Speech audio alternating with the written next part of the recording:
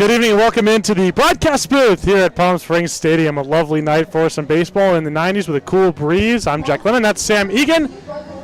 And that is Vince Hesbrick, our PA guy tonight. So, Sam, it's a good night for baseball. Yeah, it's a beautiful night for baseball. It's the Palm Springs Power who are coming off their best night of the season on Wednesday. Scored their most runs in a game this season with 20. And anytime you put up 20 runs in a game and only 6 innings of offensive work, the game was called after 7 innings, mercifully, for the Halos. Yeah, it's hard to lose a game when you're putting up 20 runs. Sam, what helped them put up 20 runs in that game? What were they doing so well? So they worked a lot of walks in that ball game, and that was certainly a big help. They didn't have as many hits as runs, so it wasn't getting a ton of hits, but it was timely hits for this team, and they were getting a lot of extra base hits, and from guys that typically haven't been having roles where they've been put in big RBI situations. Amari Conley had a big night, and guys like Ramon Valenzuela as well, who made his power debut, had a big night as well, and looking forward to Ramon Valenzuela being back in the lineup tonight, looking to build off of his great night on Wednesday. It seems like everyone had a great night, and when you score 20 runs, you kind of look up and down the lineup and go, how did that even happen? Across 6 innings of offensive work, like you mentioned, that game was called after 7, and the Power did not hit in the bottom half of the 7th. But for me, the key, Sam, was the working deep into counts, and we talked about it on the Al Caliente Casino's pregame show before the game that day. The walks were diminishing for the Power. We saw a lot of walks in the early part of the season. In fact, they had a walk-off walk, which is a rare feat in baseball, by Amari Conley back in the 3rd game of the season. But they're working themselves deep into counts. They're having better at-bats. They're finding a lot of 3-ball counts, getting themselves into hitters' counts. What does that do for a hitter? And on the flip side, what does it do against a pitcher mentally? Well, for a pitcher mentally, when batters aren't swinging at close pitches and they're just laying off waiting for a hitter's pitch, it can get really demoralizing and make the strike zone really shrink out there for a pitcher and make it harder to throw strikes. And on the flip side for a hitter, it turns the baton over because you're not having selfish at-bats. For the Power in their last ball game, they had 15 walks, and it's just trusting the next guy to get that big hit instead of trying to force it on a pitch that isn't yours. Yeah, Cam Whitty will be on the mound for the Power tonight. What are you looking for out of him? Yeah, Whitty's been dominant this season for the Power, and Walsher, who has been the Power's ace this season, did get touched up a little bit on Wednesday. So for Whitty, looking to avoid that same fate, he's not a big strikeout guy, gets a lot of weak contact, a lot of ground balls, so expect that from Whitty tonight, and when he's on, he's trusting his defense to turn those ground balls and be error-free defensively. Well, hopefully the Power can keep the momentum going after a 20-6 win on Wednesday. We got national anthem and lineups coming up. When we come back, we'll announce the lineups, the defensive alignments, and we will have our first pitch. So make sure you stay tuned on the other side of this break. We'll be right back here from Palm Springs Stadium.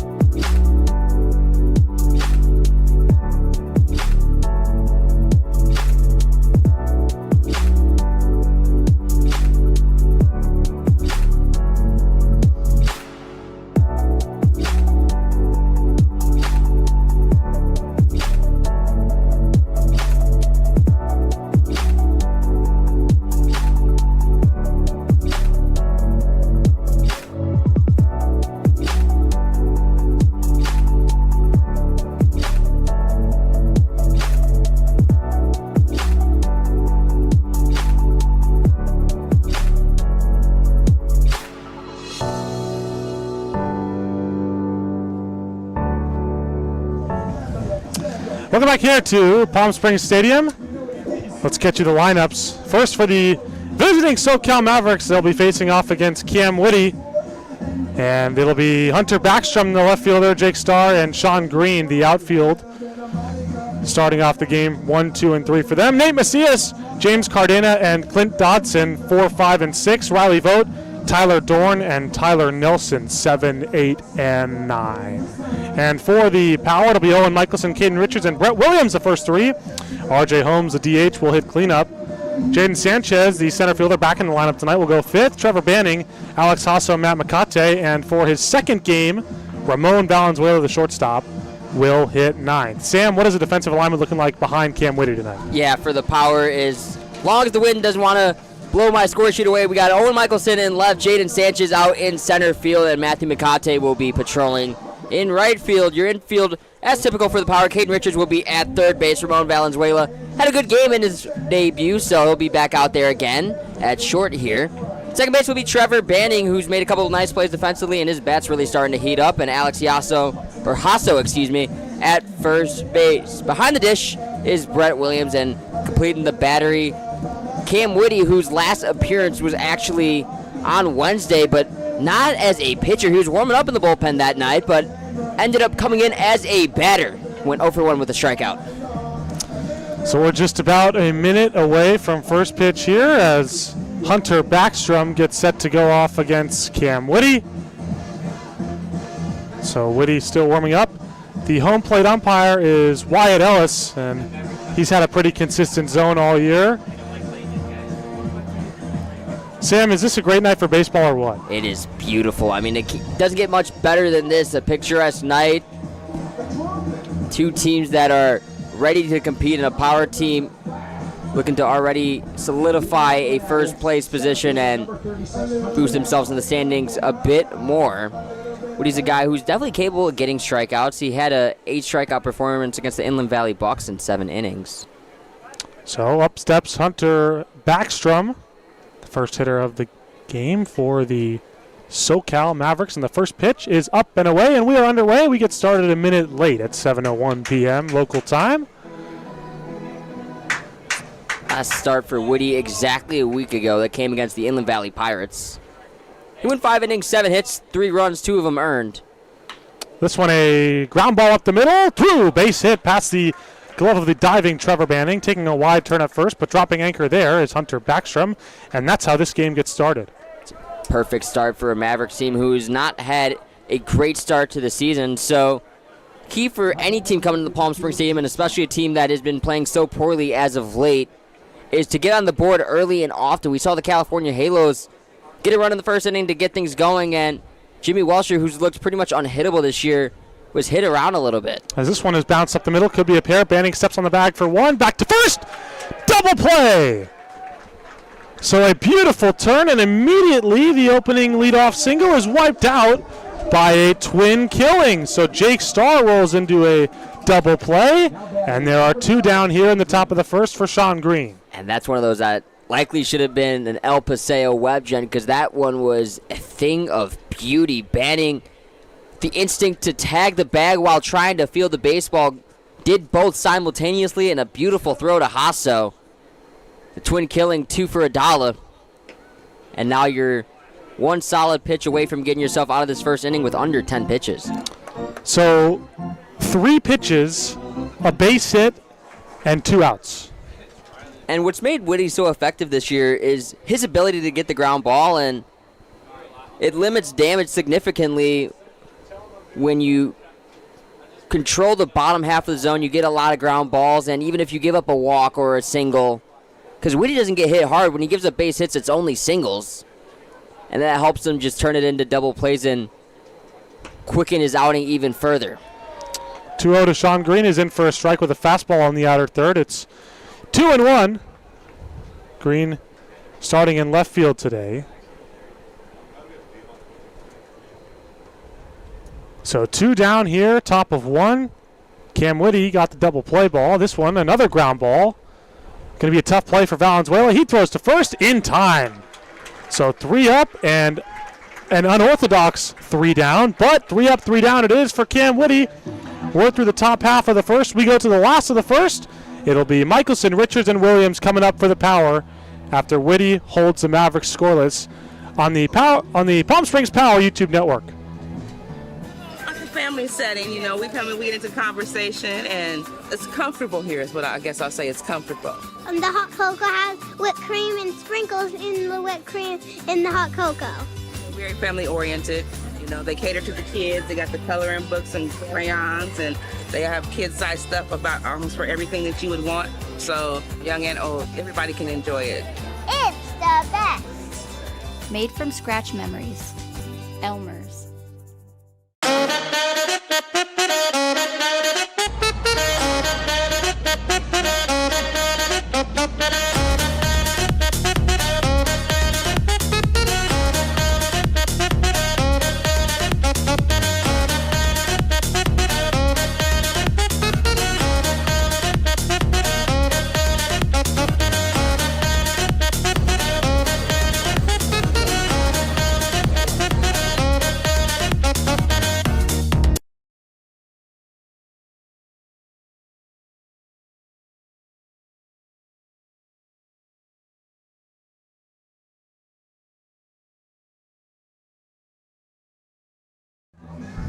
Welcome back to the lovely Palm Springs Stadium. I'm Jack Lennon, joined by my colleague and friend Sam Egan as we are set for the last of the first.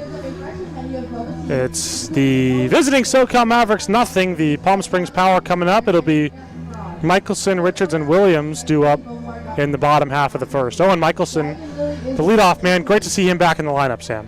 Oh, yeah, it's great to see him back, and ever since he's been back, he's been swinging it really well. And it's a great opportunity for him to be at the top of the lineup and set the tone, which he's done in his return. We saw it Wednesday, and he did a fantastic job, and looking to build off of that. Was leadoff hitter in Wednesday's game, and went 1 for 2 with the double, came around and scored, was also hit by a pitch, so only 3 plate appearances and got on in 2 of them. Michelson hitting right at 381. And the first pitch from Brandon McKinley is off the inside. It's 1-0.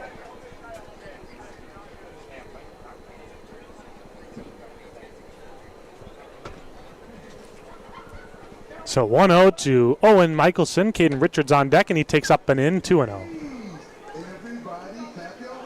And despite the 15 walks in the last ballgame, Michelson was not one of them. Has a great command for the plate. Guy who's a catcher by trade, and that certainly helps him as a batter, being able to have a good eye of the plate, although he's not able to exactly get a great eye of the strike zone from left field typically here in today's game. He's got a 480 on base percentage, just about 100 points above his batting average. Does that one look like ball 4? Michelson thought so too. Instead, Wyatt Ellis says, "Get back here, dude." 3-1. Gonna have to do it again. So here's a 3-1 to Owen Michelson. The pitch. Swinging a high pop-up.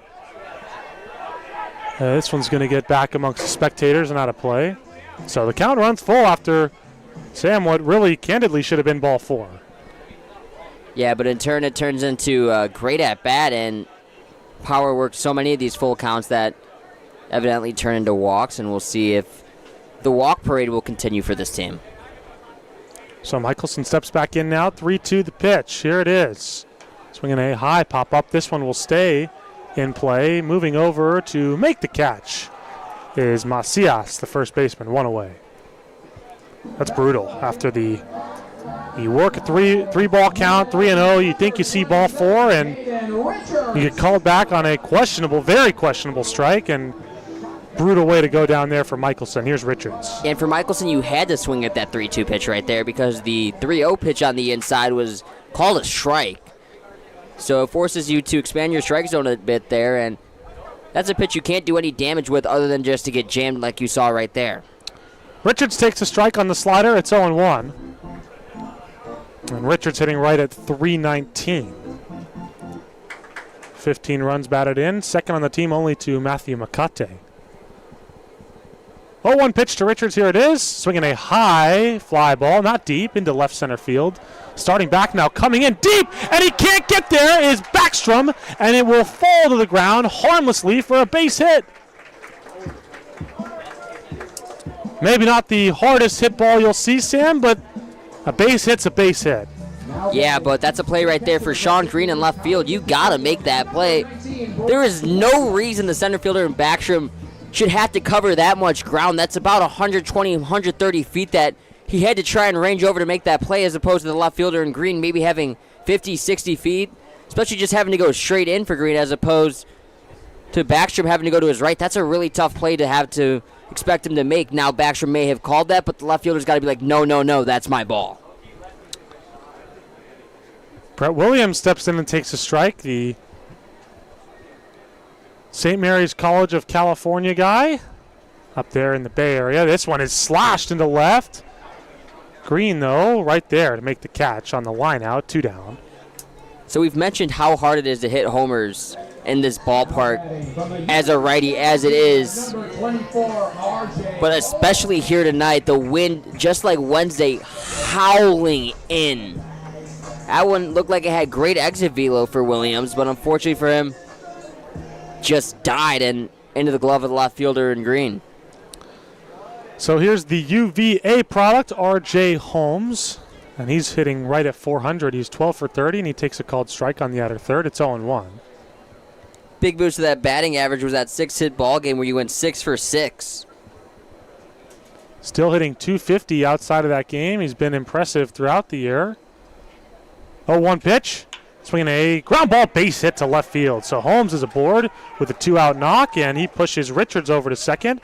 There's 2 men on here for Jaden Sanchez, and it's good to see Sanchez back in the lineup, Sam. Yeah, it's been fly-out hit, and now an RBI opportunity for Sanchez. So good to see him back in the lineup, and now a great opportunity for Sanchez. After a week hiatus, wonder if maybe there's a little bit of rust, but he's going to need to break off the rust quickly here and come up huge for his team in an RBI chance. Well, the Power will need them to come up big here if they want to take the lead. 2 down, 2 on. Pitch. Down low for a ball. It's 1-0 to Jaden Sanchez, and Sanchez is hitting at 323. He's about 30 points above the team average, 295. And Sam, this team, a team average, on base average of 407. 1-0 pitch is slash foul. Pretty impressive stuff. But yeah, we got to remember at the first week or so in the season, everyone was kind of hitting the panic button around here because the team average was at 212, 220, and it wasn't going up. But some big-time talent has come in for this team after some of the guys were knocked out of the NCAA tournament, and it is paid dividends. The team average has increased by 70 points in the last 2 or 3 weeks. Slider misses low, 2-1. Yeah, one of those big-name guys to come in, R.J. Holmes. He's been a huge facelift for this lineup. And he's got a 2-1 count here against Brandon McKinley. So 2 hits already in the inning, a base hit from Richards, a base hit from Holmes, and Sanchez is hit by pitch. So now the bases are loaded for Trevor Banning. Banning, another D1 guy from Santa Clara University. Heard really good things about that campus over there. You have. You've heard him from me. Love that place. Used to practice basketball over there. That's a great sports school. They need a football team up at Santa Clara. So here is Trevor Banning. Bases loaded for him after Jaden Sanchez was doinked. And the pitch to him is slashed to third, and it gets by the third baseman Vogt. 1 run's going to score, and 2 runs are going to score. Into third safely, R.J. Holmes. And the Power have put 2 on the board. It's 2-0. Right through the wickets, and everybody's going to move up 180. And for Banning, who had 3 RBIs in the last ball game, already tacking on 2 here, and not the most conventional single, but didn't get gloves, so a single nevertheless, and he'll take raising the batting average any way you can get it and driving in the first few of the ball game for the Power, and they're hoping the first of many. So here is Alex Hasso. He's hitting 349. Base hit would score 2 more here, and he takes a slider in the zone for a strike. It's 0-1. So the big hit came from Trevor Banning, and that is what the Power until Wednesday were struggling to find against the Inland Valley Pirates in that 3-game series, was that hit, and that is right there, that hit. Capital T. So the 0-1 to Hasso in there for a called strike, 0-2. Hasso cannot believe it, but looked like a pretty good pitch to me. And the big make or break for this team as of late has seemingly been the 2-out hitting. 2 strikes and 2 outs, but especially with 2 outs. Getting 2 runs here with 2 outs already and looking to make it even more. 0-2 to Hasso. He's got a hole to climb out of against McKinley. Here's the pitch. Down low and away, 1-2. Good pitch, 0-2. Slider down and away is a great 0-2 pitch, especially against a right-handed hitter for a right-handed pitcher. So McKinley steps back in, 1-2. The count to the Power first baseman, Alex Hasso, who's been seeing the field a lot more regularly lately. And the 1-2 pitch off the outside with a fastball, 2-2.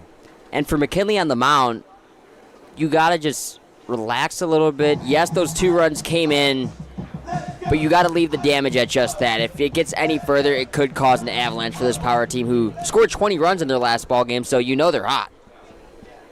Indeed they are.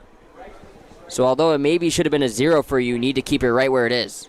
2-2. Got him looking. Boy, that slider looked like it was a little bit inside, and Alex Hasso looks like he agrees with me. So we go to the top of the second. The Power bring a pair home, but strand a pair in scoring position.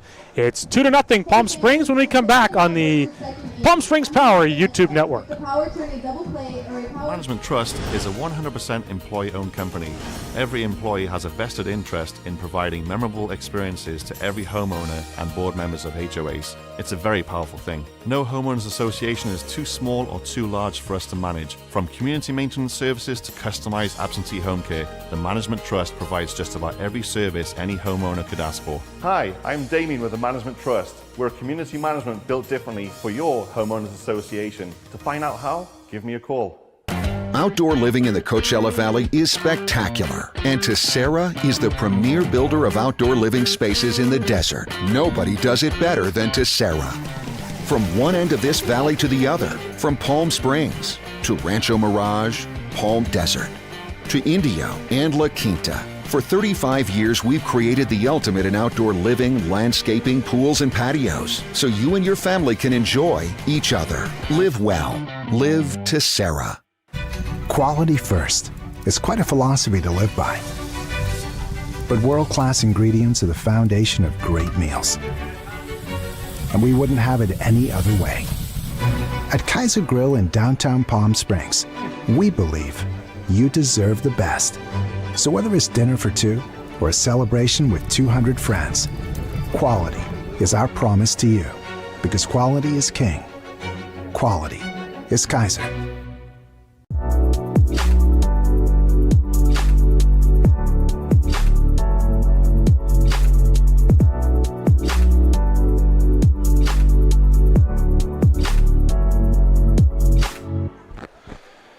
First pitch to Nate Macias is a called strike. It's 0-1.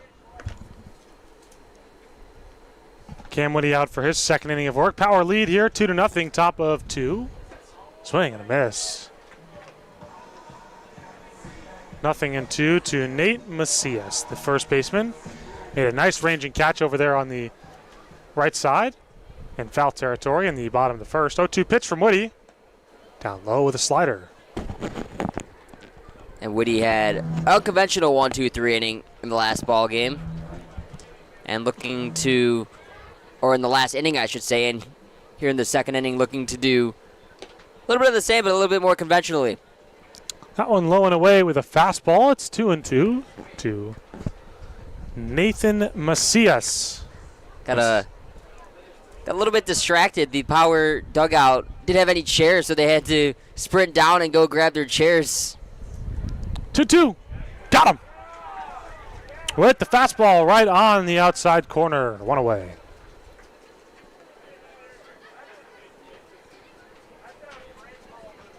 Now batting for the Mavericks, the DH number 25, James Cardera. So here's Cardera.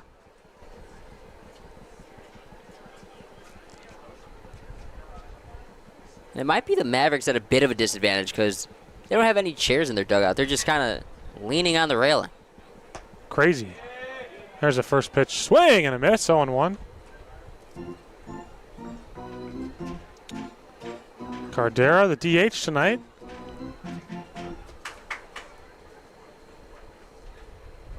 So Woody, his first punch out of the ball game, came from Macias. Carderas grinds this one to third, and the throw to first in time.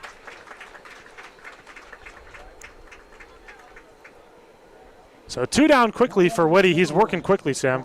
Yeah, he's working very quickly, and 3 of the 4 outs have come on the ground balls, and technically 4 of the 5 if you include that 1 out was a double play. So here's Clint Dodson. Dodson, a middle infielder, smaller guy, known for his speed. The first pitch to him, a swing and a miss, 0-1. Fastball just blew it right by him. And not just a swing and a miss, a big swing and a miss right there. He's trying to cut the lead in half on 1 swing. He's trying to start a 2-out rally. He's trying to start and end the rally on 1 swing. 0-1 pitch.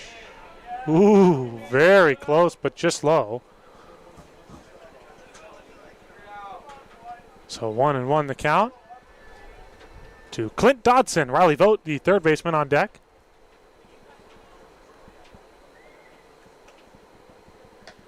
Slider. Man, that one. Another one. Looked like it clipped the inner third, and instead it's ball 2. So this could easily be a backwards K already for Cam Woody. Instead it's 2-1. Here's a 2-1 pitch. Tapper foul. So what I've noticed so far in the first inning and some change here is that the strike zone has been a little bit more friendly for pitchers, for the right-handed batters. That inner portion of the plate for righties has been called strikes when we've thought it's been a ball, but been the reverse for lefties, a bit of a smaller strike zone for them, and especially with a couple of righties on the mound. Lefties have enough of an advantage as it is. Don't give them a bigger advantage by giving them a smaller strike zone. Like, come on. So here we go, 2-2 with 2 down here, top of 2. Clint Dodson stands in for the first time. The pitch, swinging a foul back. So we'll do it again.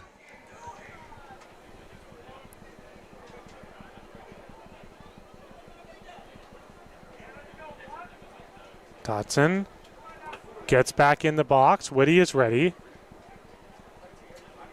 2-2 pitch. Ground ball to first. Hasso will take it himself. Inning over. Cam Whitty, how about him through 2? No earned runs on 1 base runner. We go to the last of the second. It's the Power leading 2-0 on the Palm Springs Power YouTube network. For 20 years, our family's mission has been simple. It all starts at Stuffed, where exceptional service meets bold flavors. Every crust, a masterpiece. Cocktails crafted to perfection in an atmosphere that brings family and friends together. Stuffed pizza, dine-in or takeout. Savor and enjoy at our 2 locations. Quality, service, family legacy, it all starts at Stuffed. Whenever you find yourself hungry for something real, simple, and true, we're here for you. That's what a hamburger's all about. Monster Shakes, the best ice cream creations in the desert and only place in the world that serves all 10 flavors of Dole Soft Serve. The winner of the best soft serve and smoothies, home to the world's best date shake and other fun creations like ice cream nachos and the cotton candy burrito. For a limited time, come in and try your luck. Any soft serve that weighs exactly 16 ounces is free. Monster Shakes in Palm Springs and Cathedral City facing the Mary Pickford. Franchise opportunities available too. Monster Shakes, a delicious mess. Namakate will go first here for the Power to start off the bottom half of the second. It's 2-0 here. The Palm Springs Power have an early lead. And Sam Makate, 17 RBIs on the season. He's been great situationally. Yeah, he's been great situationally. He's one of those guys who have, although the average isn't the highest on the team, his clutch hitting stats have been one of the best on the team. Whenever he hits with guys on base, and that's usually when you want your guys to come up with the biggest hits, the most hits, and Makate's done just that. Him and Caden Richards have been by far the best players on this team when it comes to situational hitting. Trevor Banning ain't been so bad. 11 RBIs for him, 15 for Richards, 12 for Junior Rodriguez. Surprised we're not seeing Rodriguez in the lineup tonight. And the first pitch to Makate is off the outside. Him and Amari Conley, two lefties who we are not seeing against a right-handed pitcher. It's Makate, who has the team lead in RBIs with 17. Second in games for this team. This his 60th plate appearance, his 50th at bat, and he takes a strike. It's 1-1. It's also a candidate to go if he does get himself on base, and being the leadoff hitter of the inning, could certainly see him trying to do that. Already 3 stolen bases on the year. 1-1, down and away, 2-1. So Makate ahead in the count. And that's part of what makes Makate so good is on-base average 125 points higher than his batting average. He's got a really good sense of the strike zone. 2-1 pitch. Low and in, 3-1. An 8-game hit streak that was snapped on June 20th. And hasn't had a hit in the last 2 games. So Makate is a guy who could certainly say is due hitless in his last 2 games for a guy who's hit the ball so well in the early portion of the season. 3-1. Swinging a foul back. Boy, he wanted a hit there, and he wanted a big one. It's 3-2. But, hey, if you're swinging the bat like Makate has this season, you get a 3-1 pitch, you're entitled to swing that hard.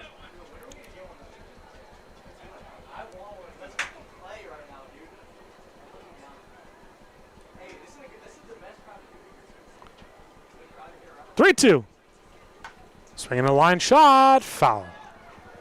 Makate spraying it all over the field. He's fouling off the right side, fouling it off to the left side towards the bouncy house right there. So it tells you that he's on it. He's seeing the strike zone really well.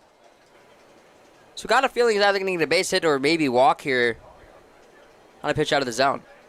3-2 to Makate. Got him. And that one was pretty clearly a strike. Makate doesn't think so. It's been a bigger strike zone tonight, but that one clearly a strike, I felt at least. It had the entire outer half, and just a good sequence of pitching right there to fool Makate and now Valenzuela. Looking to start the rally with one away. Here's the leadoff hitter Michelson in the first, who was retired, and now Valenzuela looking to be the essential second leadoff guy of the inning, with Richards doing the same back in the first. And he starts the AB off by taking off the outside. And now he takes a healthy rip and fouls it back. It's 1-1. To Ramon Valenzuela.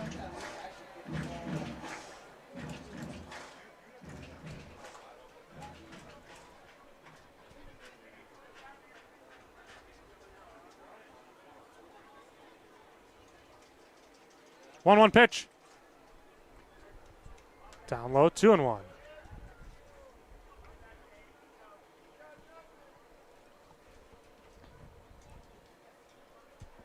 Valenzuela, heck of a debut on Wednesday. Did he go? He did not. 3-1 to Valenzuela. How about a 4 RBI debut to start your power career? Pair of hits, a walk, and just previously mentioned the 4 RBIs in the 9 spot. 3-1. Swinging a foul back amongst the spectators out of play. 3-2.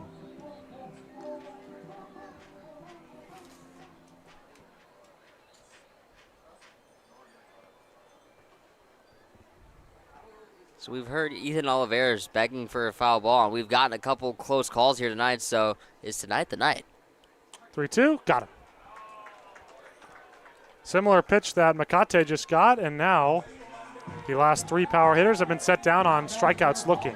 And they're working long at bats, but not taking the bat off their shoulder on 3-2 are the power, and it's been 3 straight strikeouts looking.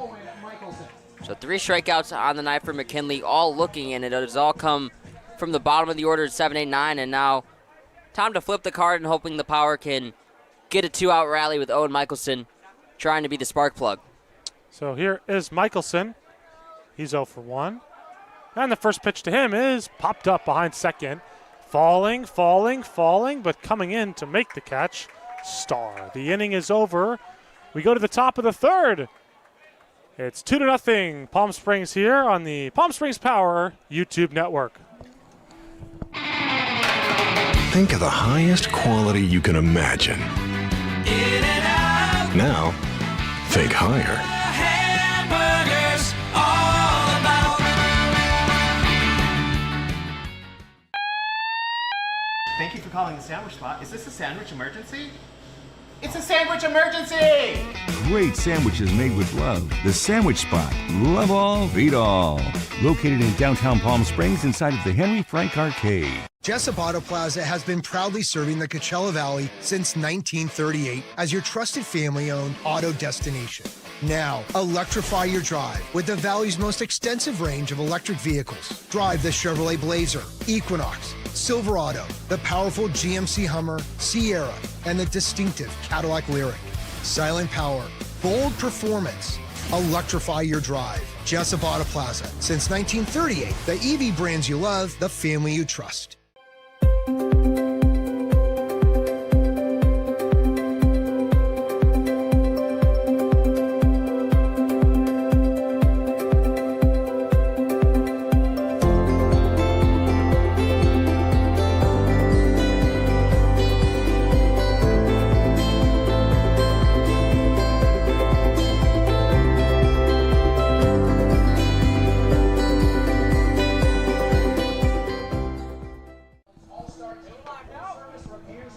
Kenwoody back on the mound for his third inning of work. He's gone the first two scoreless. Sam, what has he done so well? He's been working the ground ball, and that's what's been working so well for him. 5 of his 6 outs have come by via way of the ground ball, one of them coming on a double play. He's had a strikeout mix in there as well, but just controlling the lower portion of the strike zone, and hitters just getting under the baseball consistently, and it's turning into weak contact, weak grounders, and quick results. So here's Riley Vogt. And he takes a called strike on the outer third with a fastball. It's 0-1. I tell you, Jack, I'm getting pretty distracted by the ice cream truck down the third base line, and my mouth keeps watering more and more by the inning.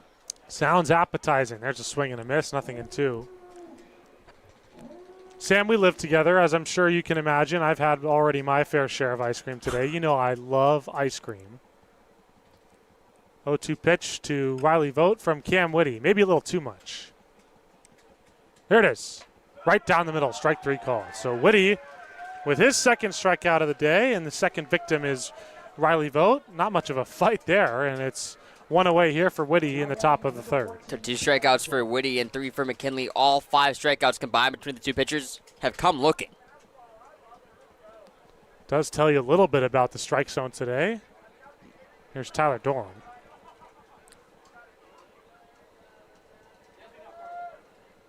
First pitch to Dorn, just off the outside, 1-0.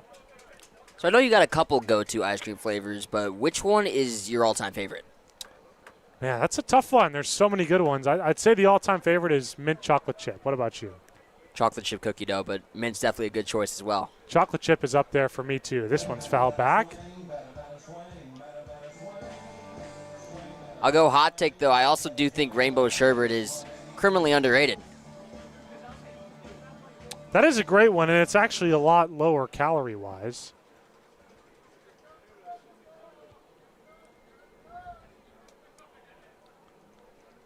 One to Tyler Dorn is skied into center field. Jaden Sanchez starting back. Now settles under it and makes the catch. 2 down. So 2 up, 2 down. Leadoff batter got a base hit and nothing since.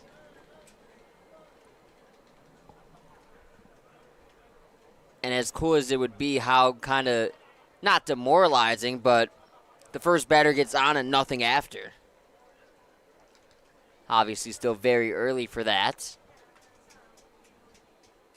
So 2 away here in the top of the third. Here's Tyler Nelson for the first time. He takes his strike. 0-1. And 7 up, 7 down on primarily the ground ball, and each team that comes and faces Whitty has adjusted the approach that they got to look downstairs and try and swing down to go up, kind of like a golf swing.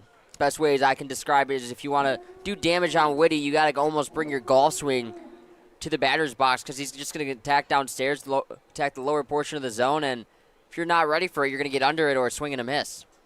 0-2 pitch to Tyler Nelson from Cameron Whitty. Here it is. Ground ball up the middle. Valenzuela will play it on a couple of hops. Throw to Hasso is high and off his glove. And it bounces off the metal fencing over there next to first base, and that'll be an E6. Heads up, Kobe rushing over there. Had to see him duck out of the way right there, and maybe having some words for Alex Hasso. Like, come on, big man, you're tall enough. You got to help me out here. Don't let that hit me. He's tall, but it would have taken Dwight Howard to catch that ball. So now the top of the lineup comes up. Hunter Backstrom, the only Maverick to get a hit. He led off the game with a single, comes back up, and he takes a called strike on the outer third. It's 0-1. So it gets scored E6 against Valenzuela. And what is only a 2-run ball game, and I say only despite it only being the second inning, because the Power offense exploded for 8 runs in the first 2 innings yesterday. So you want to keep this ball game within reach because if not, the Power just going to have that much more momentum to go up and swing it like they did on Wednesday. 0-2 with 2 down, a man off of first, up and away, 1-2 to Hunter Backstrom. So if you're Backstrom, you need to just get on and turn the baton over to the heart of your lineup and hoping they can get you in. On the ground, past Hasso and into right field, base hit. Makate will play it. And a good throw will keep Nelson over at second. So now the error starts to hurt a little bit. And the potential for Jake Starr to do some damage here against Cam Whitty with 2 men on and 2 out. Don't know how big of a believer you are in the announcer's Jack, excuse me. That's a bit of a tongue twister. But I'm going to have to take some ownership right there and say that's my bad on Whitty after I mentioned that he's retired the last 7 batters. 2 straight have reached, 1 on an error to extend the inning, and now the base hit. Tying run on and go ahead and run at the plate, and it's a 2-0 hitter, and Starr who hit into the double play last time. Here's a pitch. Down low, 2-0. Fans getting into it down here. I believe they're chanting Brad, but I can't exactly tell. But they're getting rowdier. Oh, it was for Brad, who just chugged a beer bat. And they were cheering him on, and the crowd goes wild. 2-0 pitch is up the middle. Valenzuela will go the short way to Banning to end the inning. We go to the last of the third. It's 2-0 Power here as the Mavericks strand a pair when we come back on the Palm Springs Power YouTube network. There's something winning in the Agua. Catch all the action at 360 Sports at Agua Caliente Casinos. Watch your favorite teams on our giant wraparound screens. See live scores on the LED sports ticker. Win big with our bar top games and enjoy great twists on bar food favorites. And with 3 premier casino locations, 360 Sports is the ultimate fan experience. For more information, visit aguacalientecasinos.com. Across the Coachella Valley, you'll find our communities powered by short-term rentals. These rentals bring visitors and dollars to the region. Whether attending events, checking out the art scene, or dining at restaurants, when they spend money, we all score. The nearly $1 billion impact of short-term vacation rentals generates tax revenues that fund police, firefighters, education, and many other programs that improve our daily lives. To learn why short-term rentals are a grand slam for the home team, visit onecv.org. Shopping for car insurance is confusing. Holy cow. Great. Now we have a cow in our kitchen. Why did you say that? Because I don't know what coverage to choose. So just say the State Farm jingle. A State Farm agent can go over all your options with you and help choose coverage that meets your needs. Dude, cow, could you move? Like a good neighbor, State Farm is there.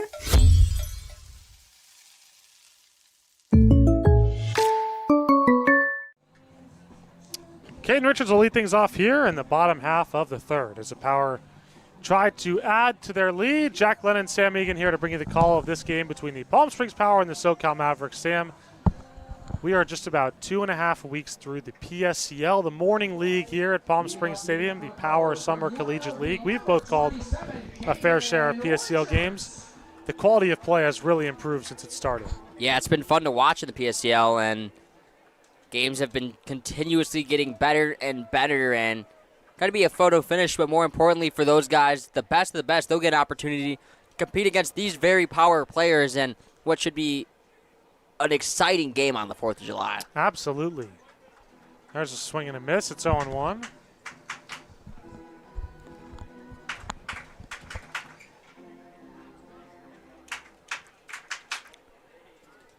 Caden Richards singled. Was the first run of the ball game coming around to score back in the first inning. Now he grounds this one to short. On a high hop for Dorn, he throws in time to Macias, one away. So the 6-3 put out for Richards brings up Brett Williams with one out and nobody on. So the leadoff hitter in every inning so far for the Power is yet to reach.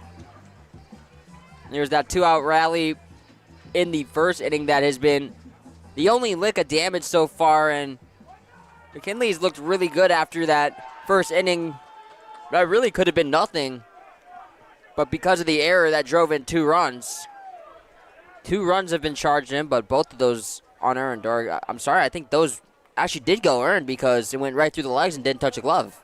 And there's a strike to Williams. Sam Williams is St. Mary's guy. That's a school known for basketball. I mean, you think about Randy Bennett, the legendary coach over there who just left the Gales for Arizona State. They're a consistent tournament team, but they had a heck of a year baseball-wise, too.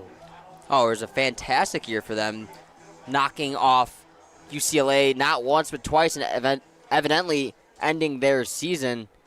They were posed for a Cinderella run, but another Cinderella run in their own right, and Cal Poly ended their season in a region that no one expected to have a final between St. Mary's and Cal Poly, but that's just the glory of college baseball on any given day, any given weekend, and St. Mary's proved that they can hang with the wire-to-wire #1 team in the country. Good to see 2 smaller mid-major California schools in the mix. 1-2 pitch to Williams is off the outside and low with a slider. 2-2. 2 great schools, Cal Poly slow and St. Mary's College of California. Gotta say, this has been the rowdiest crowd I've seen all year here. And I love it.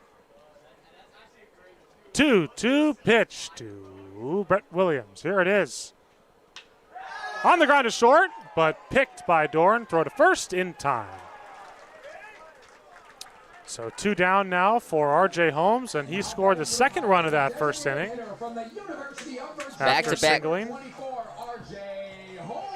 Back-to-back 6-3 grounders right there, and see if we could do a little bit of a reverse jinx here now on the Mavericks arm. 7 straight batters up and 7 straight batters down. Dorn's got a cannon over there. That's short. There's a pitch to Holmes, and he takes a strike. It's 0-1.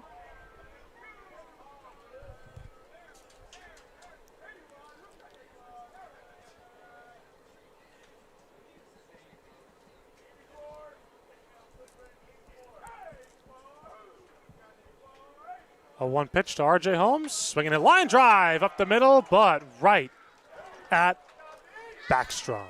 Inning over. We go to the top of the 4th. It's still 2-0 Power here on the Palm Springs Power YouTube network. Quality first is quite a philosophy to live by. But world-class ingredients are the foundation of great meals. And we wouldn't have it any other way. At Kaiser Grill in downtown Palm Springs, we believe you deserve the best. So whether it's dinner for 2 or a celebration with 200 friends, quality is our promise to you. Because quality is king. Quality is Kaiser. Outdoor living in the Coachella Valley is spectacular, and Tessera is the premier builder of outdoor living spaces in the desert. Nobody does it better than Tessera. From one end of this valley to the other, from Palm Springs to Rancho Mirage, Palm Desert, to Indio and La Quinta. For 35 years, we've created the ultimate in outdoor living, landscaping, pools, and patios, so you and your family can enjoy each other. Live well. Live Tessera. Specialty services, immediate care, home health, and clinical service. With a strong focus on prevention and patient-centered care, its team works collaboratively to deliver coordinated. Cam Woody back out for inning number 4. He's gone 3 with 2 strikeouts, giving up just 2 hits. And he has looked great, and so has the Power offense, who lead 2-0. Yeah, the Power offense looked great in that first inning and haven't had much since, and it's been great bounce back few innings from Brandon McKinley. On the other side for the Mavericks, could argue should be 0-0 right now heading into this 4th inning. His defense may have let him down a little bit, but nevertheless, it's going to be a pitcher's duel as it seems here, and we thought it was going to be a high-scoring game tonight. Hasn't exactly delivered those fireworks as of yet, but still plenty of time for runs. There's been 1 hit in this game since the bottom half of the first, and it was a single by Hunter Backstrom in the top of the 3rd. It's a Power team that capable of putting them up in bunches at the flip of a switch. There's a pitch to Jake Starr, and it's off the outside. Scratch that at Sean Green. 20 runs and 6 innings of offense back on Wednesday for this team. And I don't know about you, Sam, but I'm not complaining about the way this game has gone. For me as a broadcaster, my goodness, that one was a ball about 90 feet low in the zone as he spiked it off the pitcher's mound, so it's 2-0. No ABS on that one? I don't think that one Where did that register? Where did that register on our pitch tracks? Come on, Blue. Where did that miss? 2-0. But I love calling pitchers duels. I think that's maybe me being an old-fashioned baseball fan, but pitchers duels are the best. Here's a 2-0 pitch, swinging a line shot foul. It's on that where it's like, Blue, come on, check your phone. You missed a call. I know. What are we doing?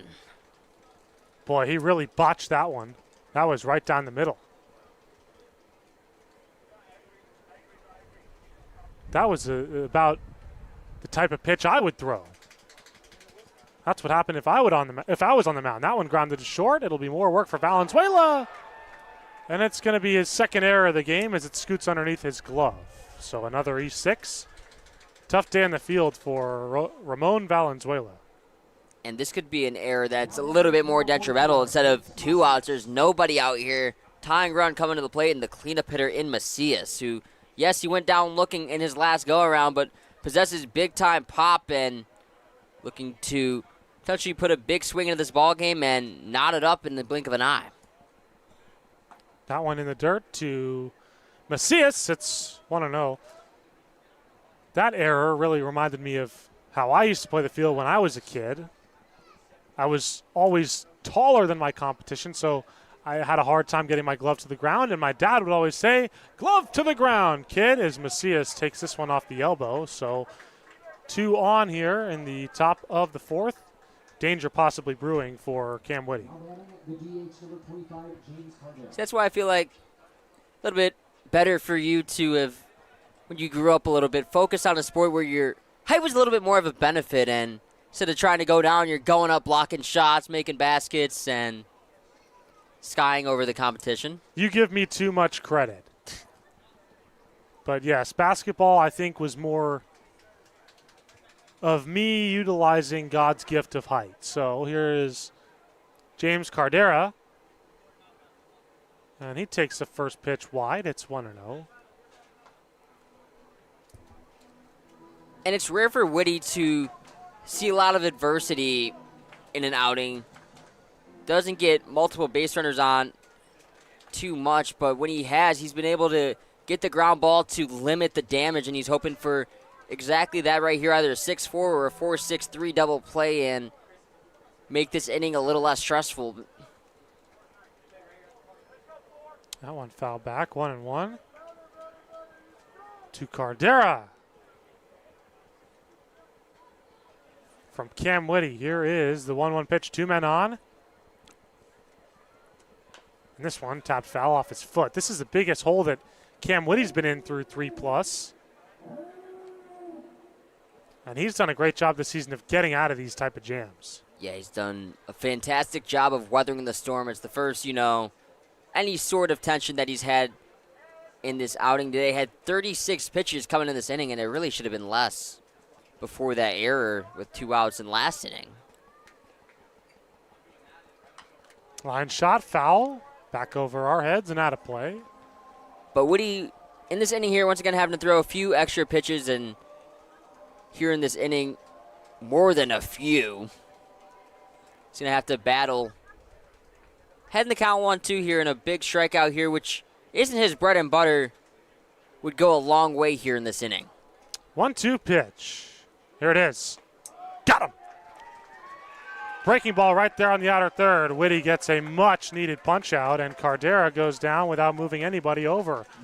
We've seen a bigger strike zone to those righties tonight, and Cardera, who grounded out in his last go-around, wanted to avoid that same fate, but didn't take the bat off his shoulder and instead walks back to the dugout window shopping. A big first out right here, and for Whitty, such a good ground ball pitcher.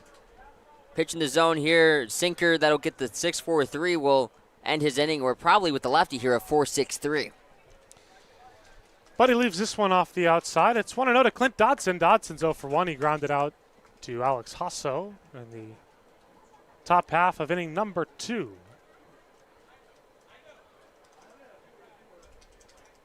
Here's a 1-0 pitch from Whitty. Down low.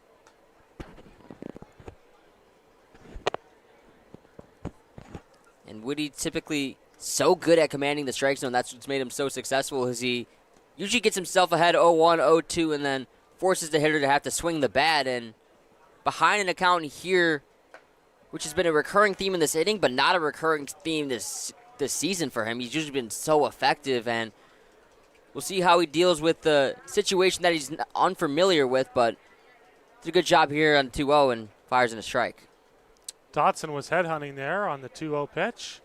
Comes up empty. Here's the 2-1. Line drive up the middle. Valenzuela with the beautiful pick. Steps on second, throws to first. Double play. Wow. Ramon Valenzuela making up for both the errors on a single play, a diving slide, a step on the bag, and a throw to first, doing it all by himself. The inning is over. We go to the last of the fourth. It's still 2-0 Power here on the Palm Springs Power YouTube network.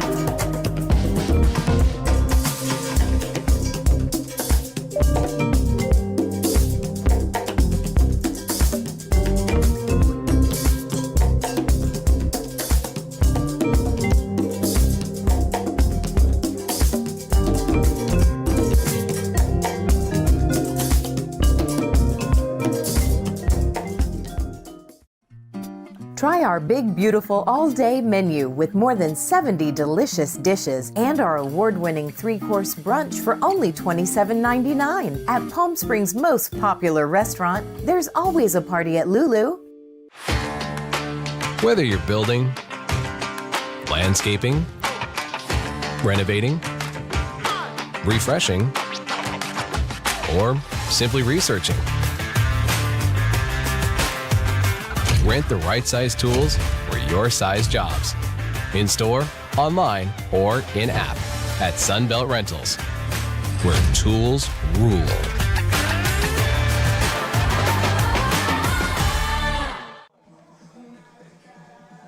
So after the incredible double play by Valenzuela, Jaden Sanchez will lead things off here in the bottom half of the fourth. He was hit by a pitch his first time up. And the Power still lead 2-0, looking to add on to that lead. And Brandon McKinley is out for his 4th inning of work. And warm-ups a little bit delayed here in this 4th inning because McKinley didn't get his proper time to warm up because of the race here in between innings. And the Power offense the last few innings haven't been able to disrupt him. So for the Power, they're hoping the kids on the field going through that race may have disrupted him a little bit. And that's what gets the Power's offense going. And if it is, whoever was involved in that race, Power dugout may have to look at him and give him a big thank you. And a job. So always love the kids race around the bases. Fan engagement here at Palm Springs Stadium is always so much fun. Sanchez comes up for the 2nd time. And the pitch from McKinley. Sanchez takes a healthy rip. It's 0-1. Indeed, a big cut right there.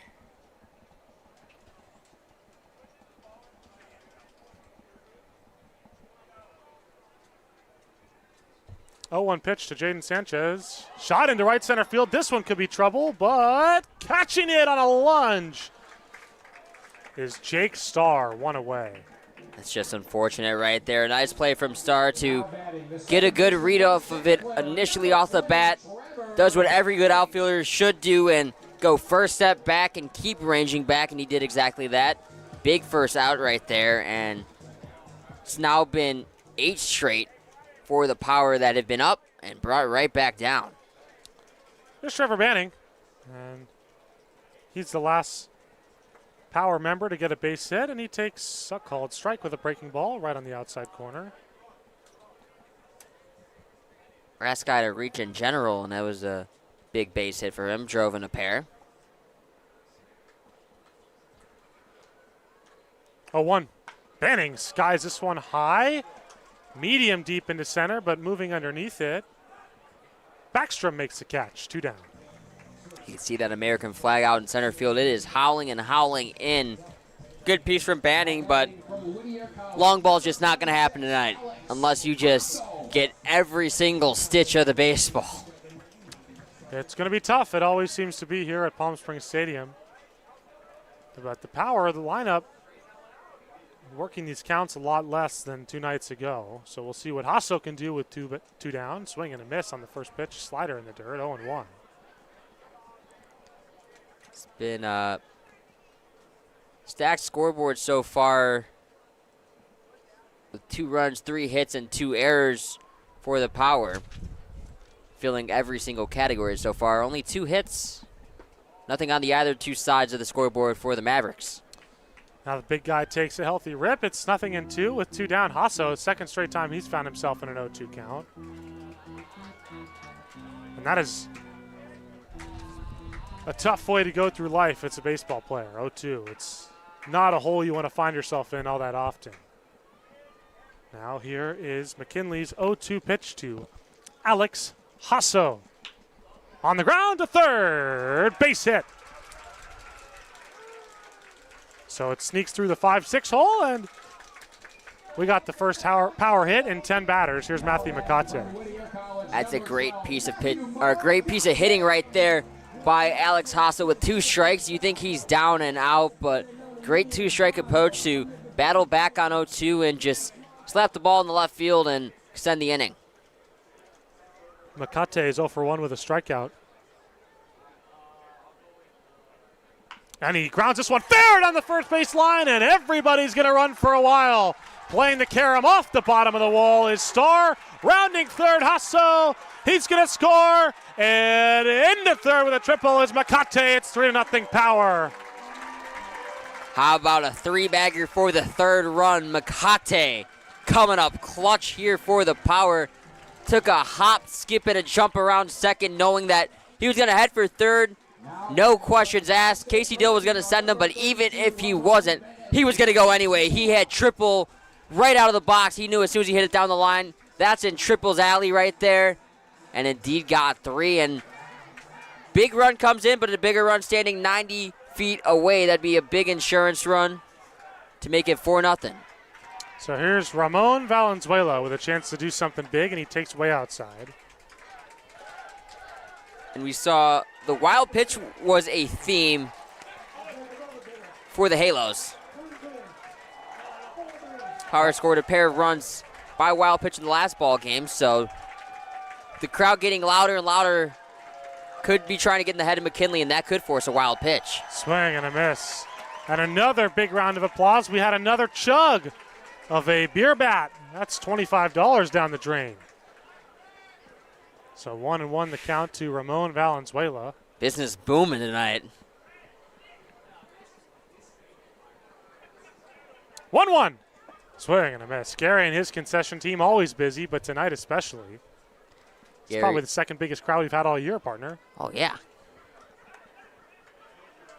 Fortunate for them with the rambunctious crowd tonight. They don't need a beer batter with how riled up they already are. 1-2. Line drive, base hit into right field, and Makate will score. And it's 4-0 Power. The two-out rally continues with 3 straight hits. All 4 runs for the Power coming with 2 outs here in this ball game. And it just goes to prove that down but never out, this team continues to fight, and that's why they're one of the best across the league. Hasso, 2 outs, 2 strikes. It seemed like the inning was all but over. He punches a base hit to just extend the inning, and the baton's been passed. 7 different Power players have already reached base, and Michelson looking to extend the rally and be the 8th to reach base. There's a called strike. So 4 runs in the game for the Power, 2 in this inning. Production from this bottom of the lineup again. The only 2 parts of the lineup to not reach base are the 1-hole and the 3-hole. Credit Casey Deal for his lineup construction as Michelson grounds this one to third, going the short way, and it goes over his head. And off the bag comes Dodson on the wild throw by Vogt, and everybody's going to be safe on the E5. Just wonder if that was going to go E5 or just an errant fielder's choice. No reason to go to second there with 2 outs. Looked like Valenzuela was going to get in there anyways. So Dylan Hoffman's going to come out and have a little chit-chat with his starting pitcher, McKinley. Caden Richards comes up for the 3rd time. He's 1 for 2 with a base hit and a run scored. There's been a couple innings where it's just gotten away from McKinley. He gets to 2 outs and a little bit of adversity, an error or a base hit that maybe shouldn't have happened. And then all of a sudden it unravels. It turns into a pair of runs, and the Power, with arguably their best hitter at the plate right now, looking to make it a big crooked number with 3 or more.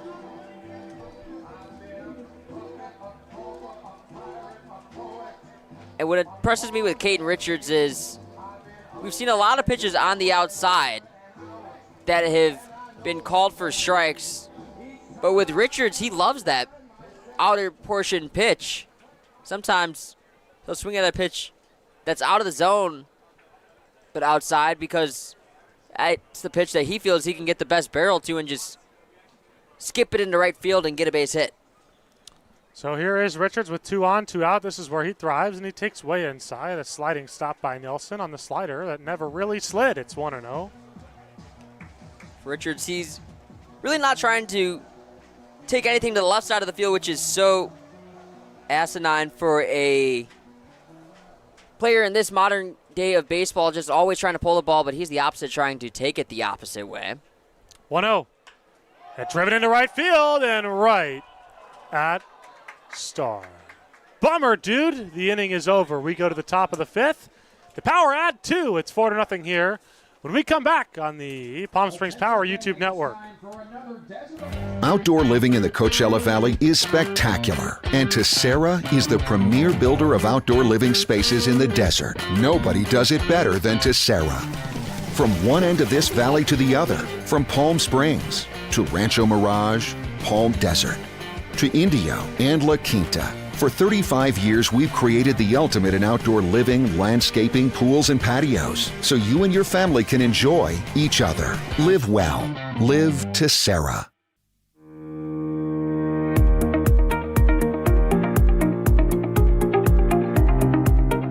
Hello, Power Baseball fans. At SBMP Attorneys, we believe in the power of community. And that's why we proudly support the Palm Springs Power, our hometown baseball team. After a memorable championship season in 2024, capping off the team's 20th anniversary, we're all very excited about the 2025 Power team. SBMP Attorneys and the Palm Springs Power are two teams that are committed to excellence, community, and the spirit of winning. We'll see you all at the ballpark.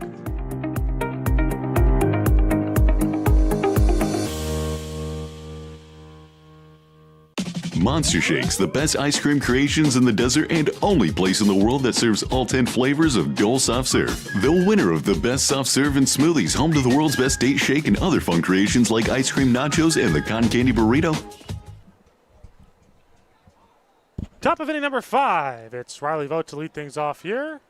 Now batting number 4, Riley Vogt. Jack Lennon, Sam Egan are along, and producing is Ethan Oliveris, Vince Hesprick, and Stephen Buxton are on assignment. There's a first pitch swing and a miss for a strike. It's 0-1. Big cut and miss right there, and he took a step back and still swung at that one, trying to get his barrel to the inside slider that he knew was coming, but still can't get a piece of it. And that's what's made Woody so successful is sometimes hitters don't know what's coming and they still can't make contact with it. Pitch number 2 is down and away. 1-1 from Woody to Riley Vogt. Vogt's 0 for 1 with a punch out. That one skips in the dirt. So it's 2-1. If I'm Williams right there, and I'm only half kidding, I just catch that ball and try and frame it and see if we can get the strike call anyway. If anyone could do it, it's him. So. Oh, he's been so great with pitch framing this year, and it's such an undervalued aspect, especially now in baseball where you have the ABS, but in college baseball, it's still as important as ever because they're not challenging those calls. Definitely not. 2-1 the count from Woody to Vogt, and he tries to frame it there, but it's off the outside. 3-1. That was a tough one to frame. A tough one, but he still made it look really good. And even with the MLB having 2 challenges, it's still only 2, so being able to be a good framer could still give you a benefit because there's only so many calls that you can adjust, but if you're a good framer, you can, especially in, a count that's 3-1, you're not going to maybe challenge a 3-1 pitch, so it's the difference between ball 4 and extending the AB. So it's 3-2 to Riley Vogt. Tyler Doyner's on deck, and Tyler Nelson will follow him. And that's your top of the 5th. That one off the outside, but called strike 3, and there's that framing you're talking about. 1 away.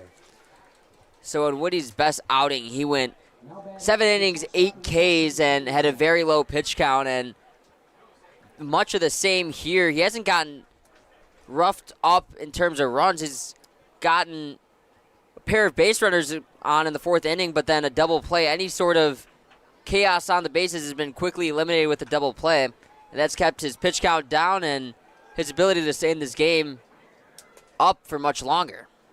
First pitch to Dorn, who's 0 for 1, is skied foul. As the American Airlines flight takes off from the very unique PSP Airport, Palm Springs. It's got an outdoor area right as you step out of your gate. There's a 1-1 pitch, is skied into right center field. Makate over to his right, makes the catch. 2 down. Have you been to that airport, Sam? I have, actually. It's a strange one. Had to pick up some PSEL players at the airport. Oh, that's right. Yes, we did that. And that was quite the task, getting to meet all those people and some really friendly faces that we've gotten to know and love throughout the PSCL season. Any guesses on where that flight's going? No clue. The answer is Phoenix. You found out? Yeah, I have a flight radar app on my phone because when I'm in Bloomington, sometimes you'll see a big plane and you don't see those too often. So I'm like, oh, where's that coming from? So I know that this airport has a lot of connectors to Phoenix, to San Francisco, and to Salt Lake City for some reason. That one off the inside to Dorn, it's 1-1. Also has flights to Denver and Seattle, but the farthest airport it'll go to. It does carry occasional direct flights to Chicago, which nice for me being able to have the ability to fly to and from home. But you and me have had the argument about the Chicago airports. I am not a fan of Midway. It flies into O'Hare, which my dad just flew into O'Hare today, and he said, I just landed, and texted me back 70 minutes later and said, just got to the gate. It takes about the time it does to get from Chicago to Milwaukee as it does to taxi at O'Hare. It's really a true pain. Midway, you're just in and out. 2-1 is a called strike, the upper third of the zone. 2-2 with 2 outs here in the top of the 5th.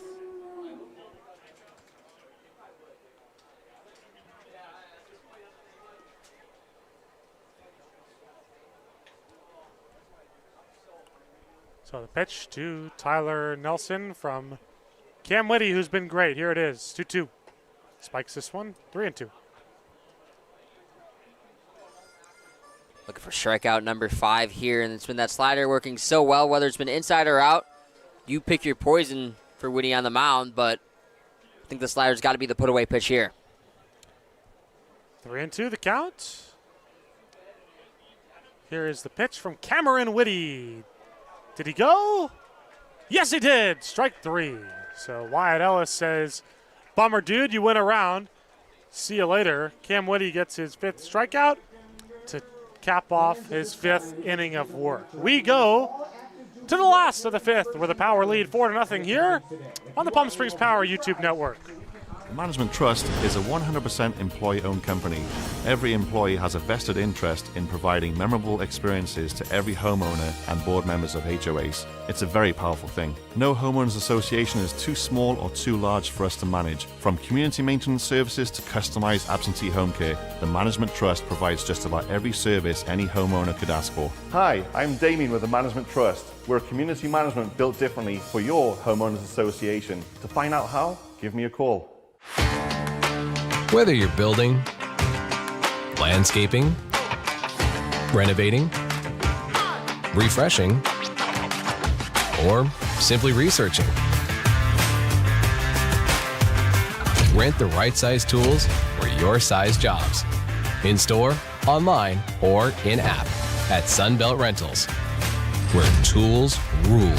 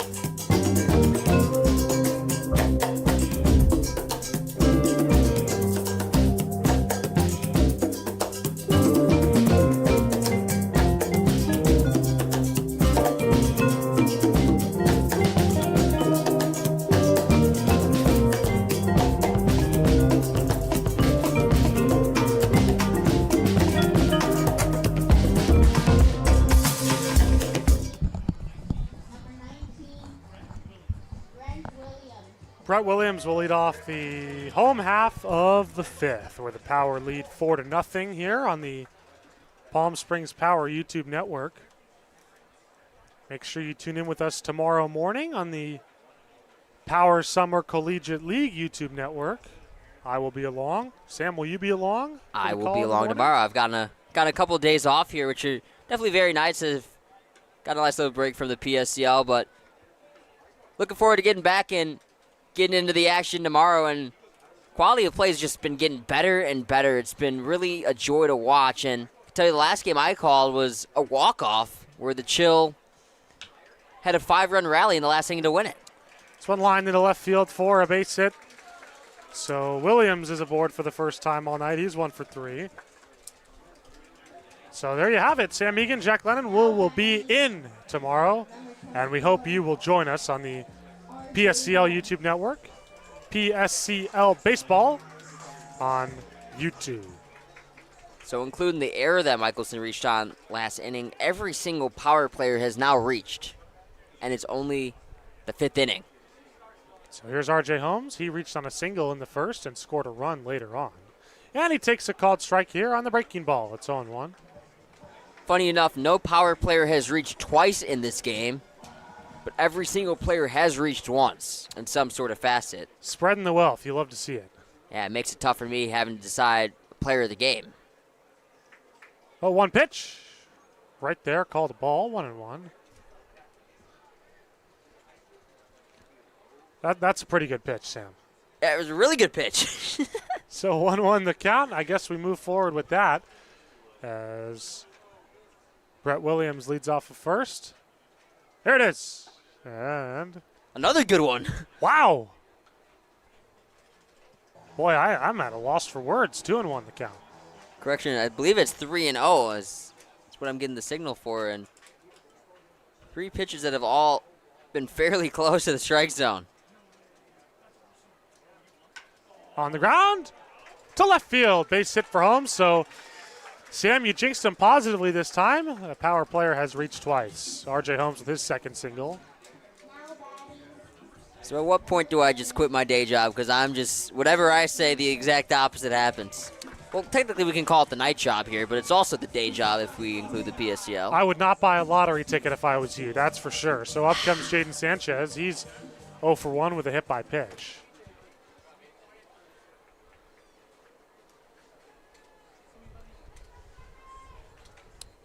So the pitch from McKinley, and Sanchez skies this one high in the air, shallow right center field, falling, and caught by the second baseman Dodson, who had ranged all the way back and nearly met Starr in right field. What a catch, one away. Got another one of those where you'd like to see the outfielder make that play. More times than not, that's the outfielder's ball, unless it absolutely cannot be. What a tremendous out there by Dodson. Turning on the absolute just. It seems like he caught a speed boost or something after he hit the outfield grass. Able to track that one down, make a really nice catch, and salvage the inning for now. Trevor Banning, and he takes outside. It's 1-0. 2 men on for Banning. Power with a good opportunity here with only 1 out to add to that lead.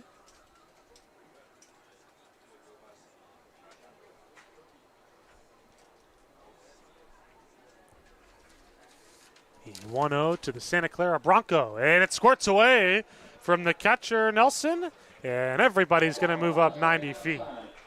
So Williams to third, Holmes to second, 2 in scoring position now, and the double play possibility is removed. First wild pitch we've seen on the night. And McKinley, who had a very good second and third inning and a solid first inning, starting to unravel a little bit on the mound. Still no bullpen action as of yet, but these runs come in here, that could quickly change. Up and away with a fastball, 2-0. Banning already 2 RBIs in the ball game here, and driving in a pair more would likely put him as an early favorite to be the player of the game. 3-0 pitch to Banning. In there, right down the middle with a called strike, 3-1. It's a good take by Banning there, not getting a hitter's pitch. Pitch low in the zone like that with the infield in, all you're going to do there is ground out. 3-1. Banning rips it into right center field. That'll get down for extra bases, and it will play to pair. And coming around third to score, Williams. Holmes will follow him. It's 6-0 Power here in the bottom half of the 5th. So that is indeed 4 RBIs for Banning.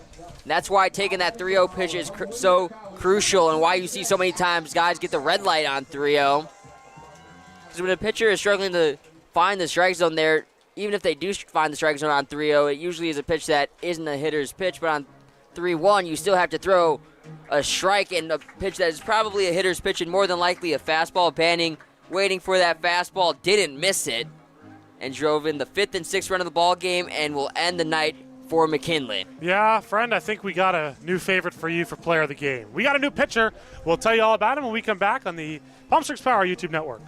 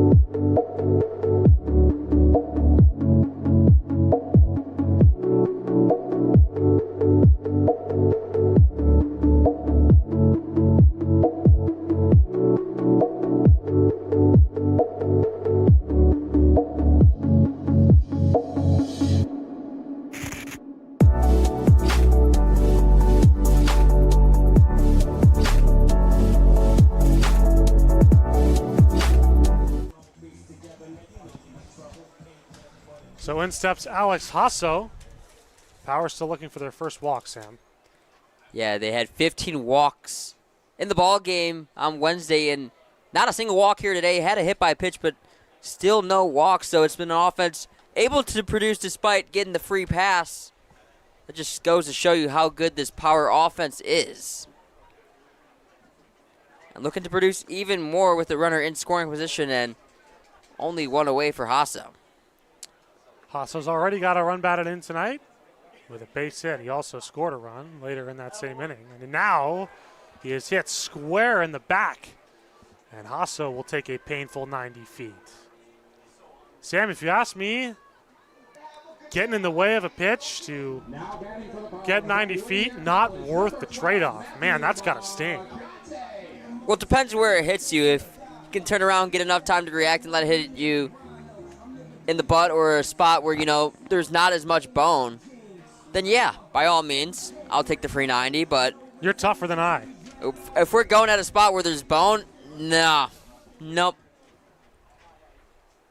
Not going to happen for me either way. Here's Matthew Makate. Makate had a big triple. He takes off the outside.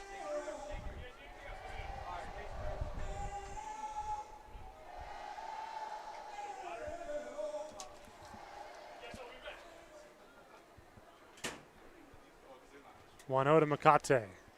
On the ground to second will not be a pair. Looking to second is Dodson, but throwing to first in time to get the speedy Makate. So 2 down. Smart decision right there. Looked at second base, but you saw earlier at the Mavericks, they tried to go to second, it didn't work, and it turned into runs. And that's what really started to open the floodgates here. They scored 2 in that that fourth inning afterwards. They've scored 2 in the 5th here.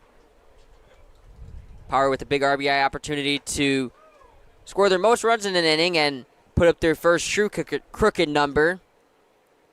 The opportunity coming down to Valenzuela, who had a 4 RBI night in his debut on Wednesday and already an RBI here tonight. Looking to make it 3 with a base hit. Valenzuela, takes a cut and foul tips it into the glove of Nelson. It's 1-1. And it's a Power team that hasn't struck out since the 2nd inning either. 3 strikeouts have all come looking. 1-1 on the ground and a base hit to left field. And 1 run's going to score and 2 runs are going to score. And Valenzuela in the second.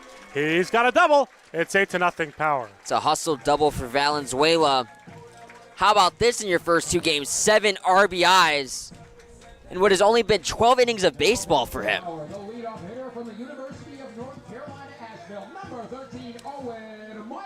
So here's the one of 2 guys left looking for a hit in this Power order. Sanchez is the other. Here's Owen Michelson.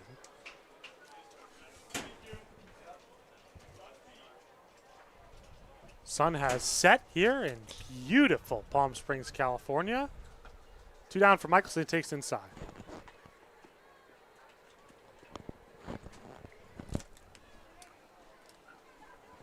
It's been dominance from this Power team in this inning.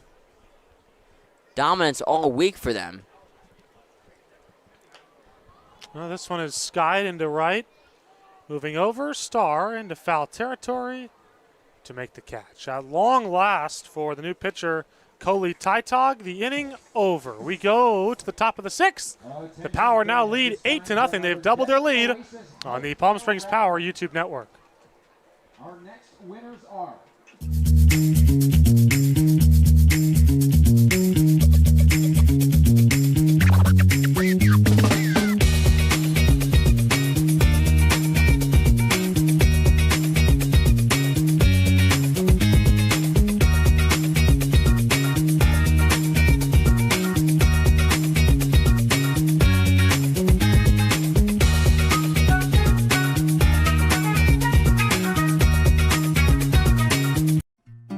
Try our big, beautiful all-day menu with more than 70 delicious dishes and our award-winning 3-course brunch for only $27.99. At Palm Springs' most popular restaurant, there's always a party at Lulu.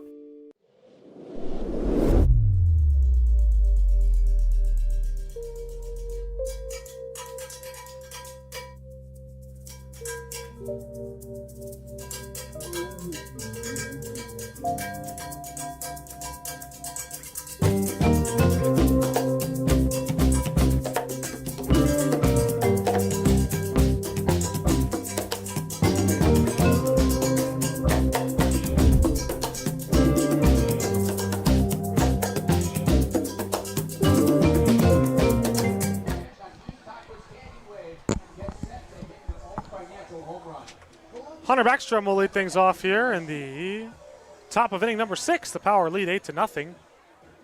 Thanks for joining us here on the Palm Springs Power YouTube Network. I'm Jack Lennon, joined by my dear friend Sam Egan. And Backstrom's 2 for 2. Sam, he's had a nice night. We've seen the leadoff hitters that have come into Palm Springs Stadium. We saw it last night as well with Pennington have good nights, but fortunately the other 8 hitters in the lineup, not so hot. That Powerball is sponsored by Dependable Auto Care, mobile auto glass repair. And one of the things I noticed is probably the lone caveat of having such a successful inning as the Power did last inning is that's a long inning. It could be kind of wearing on a pitcher who's just sitting in the dugout waiting to get back out there on the bump as Whitty has. So saw Whitty warming up, just throwing some practice pitches without a baseball in order to just try and stay loose, stay warm, and get ready for this 5th inning. And loose and warm he is. He's got Backstrom down 0-2. Here's a pitch. Swing and a miss. He struck him out. 6 strikeouts for Whitty. And we were talking about this during the break. Our sound guy tonight, Liam Graham, big Red Sox guy from Boston. So been going with a lot of the Yankees sound bites here tonight, and that's been maybe one of the biggest surprises of the entire night for me. I cannot believe it. Here is Jake Starr.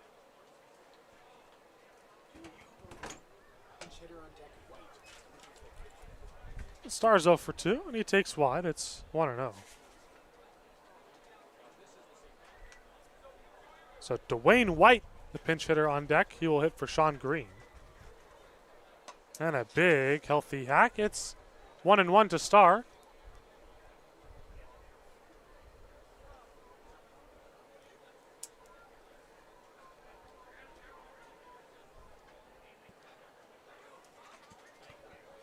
That's a big cut and miss right there on 1-1. So Whitty, who's season high and we'll say career high in the CPCL, is 8 strikeouts in a ball game, and he's looking to eclipse that here. He's gone on a couple complete games in college, and when I interviewed him after that 7-inning outing where he completely shoved and asked him, was that the best outing of your career? He said, no, far from it, but I did have pretty good stuff tonight. And he's had it again today. 5 1/3 shutout work, 6 strikeouts. Only 2 hits. Only 2 hits, and the best part, no walks. Swing and a miss. He struck him out.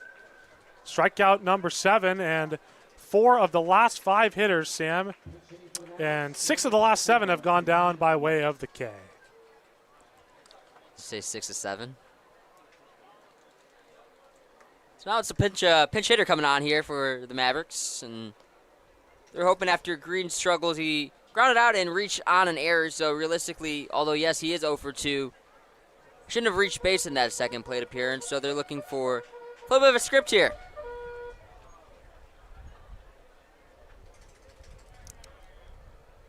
So the first pitch, swing and a miss. 0-1 to Dwayne White, the Sam Egan aforementioned pinch hitter.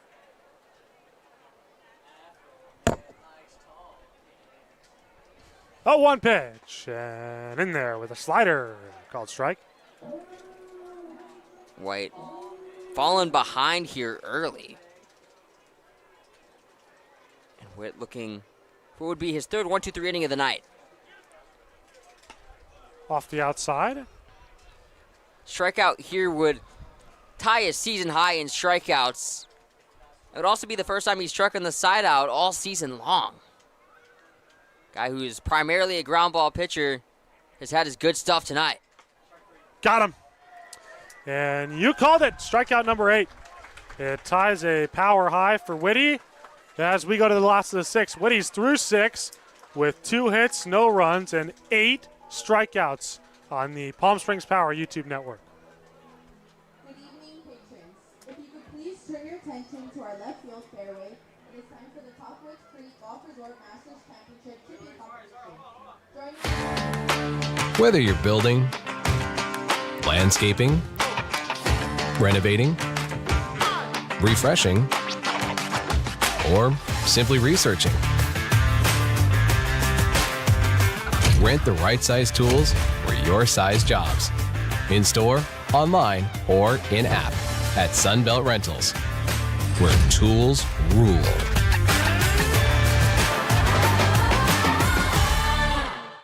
Outdoor living in the Coachella Valley is spectacular, and Tessera is the premier builder of outdoor living spaces in the desert. Nobody does it better than Tessera. From one end of this valley to the other, from Palm Springs to Rancho Mirage, Palm Desert, to Indio and La Quinta. For 35 years, we've created the ultimate in outdoor living, landscaping, pools, and patios, so you and your family can enjoy each other. Live well. Live Tessera. Shopping for car insurance is confusing. Holy cow. Great. Now we have a cow in our kitchen. Why did you say that? Because I don't know what coverage to choose. So just say the State Farm jingle. A State Farm agent can go over all your options with you and help choose coverage that meets your needs. Dude, cow, could you move? Like a good neighbor, State Farm is there.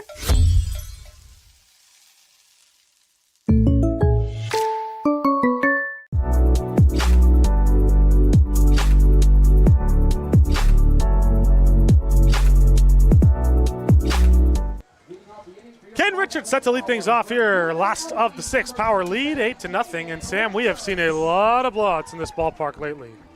Yeah, but not too many here tonight. It's been a lot of runs nonetheless for the Power.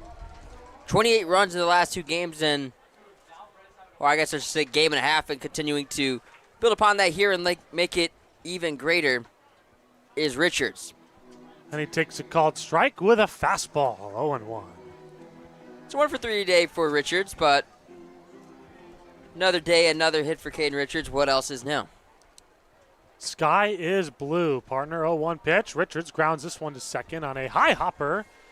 The second baseman Dodson tosses to first in time. So Monty takes over at first for Nate Macias. Brett Williams looking to get things going here with one out here. K-Tog doing a good job of getting a quick result.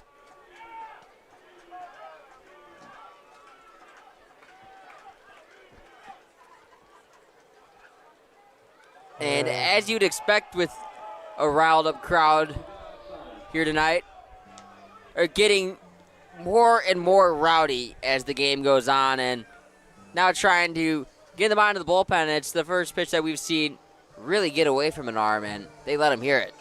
Yeah, at least for the Mavericks. I remember that one pitch that Whitty had earlier. He spiked it off the mound. I can't tell which one was worse. That one was behind Brett Williams. Now Williams sloshes this one to left. Moving back and not getting it is Green. It kisses up off against the wall, and Green having trouble with the carom. But Williams will stop at second. He's got a double. Crowd is going nuts right now. Brett Williams, he's had two tonight that he's hit off the screws of that same spot. That one a little bit more launch angle. Not enough to get out of here, but the way the wind is tonight, don't think there's any swing that would be enough to get out of here. But Williams, a big double. And with one on, one in scoring position, RJ Holmes, the only guy on the power, the second guy on the power to have multi-hits tonight, with the other being the guy standing at second base in Williams. He's looking to drive him in. And Holmes takes high. It's 1-0. And with that, you got a couple of candidates for player of the game tonight, Sam. Here's RJ Holmes for the fourth time. He's 2 for 3 with a pair of base hits and a pair of runs scored. And he stands in now for the first time against Titog. And the pitch. And he takes a strike, called a ball. It's been a common theme tonight. That was a pretty good pitch. It's a great pitch there. And Holmes taking, unless he gets perfect hitter's pitch until he gets 2 strikes, and wise decision right there. 2-0. That one definitely off the outside. 3-0 to Holmes.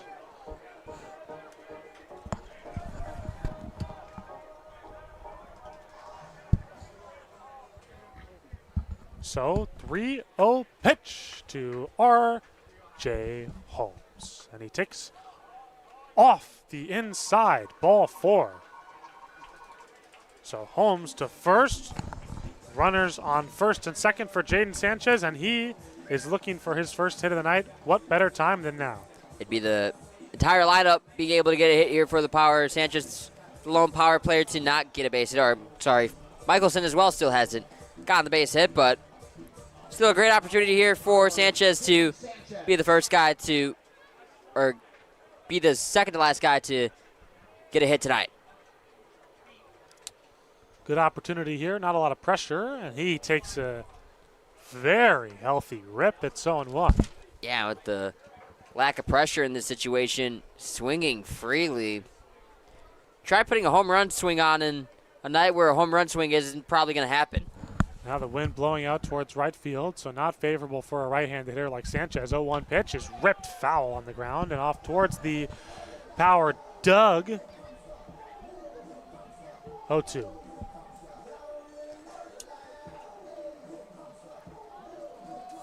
And that swing, another heavy swing, but that one hit hard, but just a little bit early.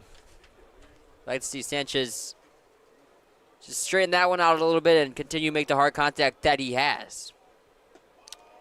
Way inside, 1-2. It's a good 0-2 pitch by Tatog to go down and in.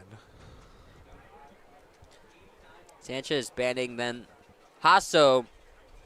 Next three projected for the Power. High and in, 2-2.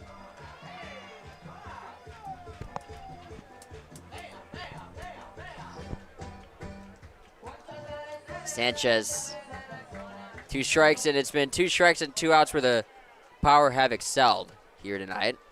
Looking for another good piece of 2-strike hitting. Here's the 2-2 pitch to Jaden Sanchez in the dirt and breaking for third and making it safely, Brett Williams. He's got good legs for a catcher. Yeah, he did, and I don't think Holmes thought he was going to go, so he just stays put at first base, but now here, payoff pitch. More than likely going to see RJ Holmes try and get second base here at the very least if Sanchez goes down on strikes. 3-2 to Jaden Sanchez. Here is the pitch. Ball 4, low and away. So Sanchez takes his base. And Trevor Banning comes up with the bases loaded. Now batting for the Power from Santa Clara, number 20. Banning, already a 4 RBI ball game here, has accounted for half the RBIs here in this game.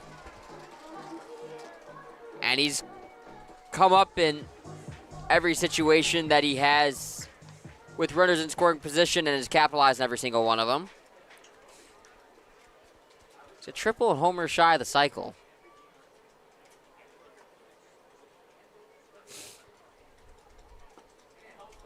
And he takes down low on the first pitch here.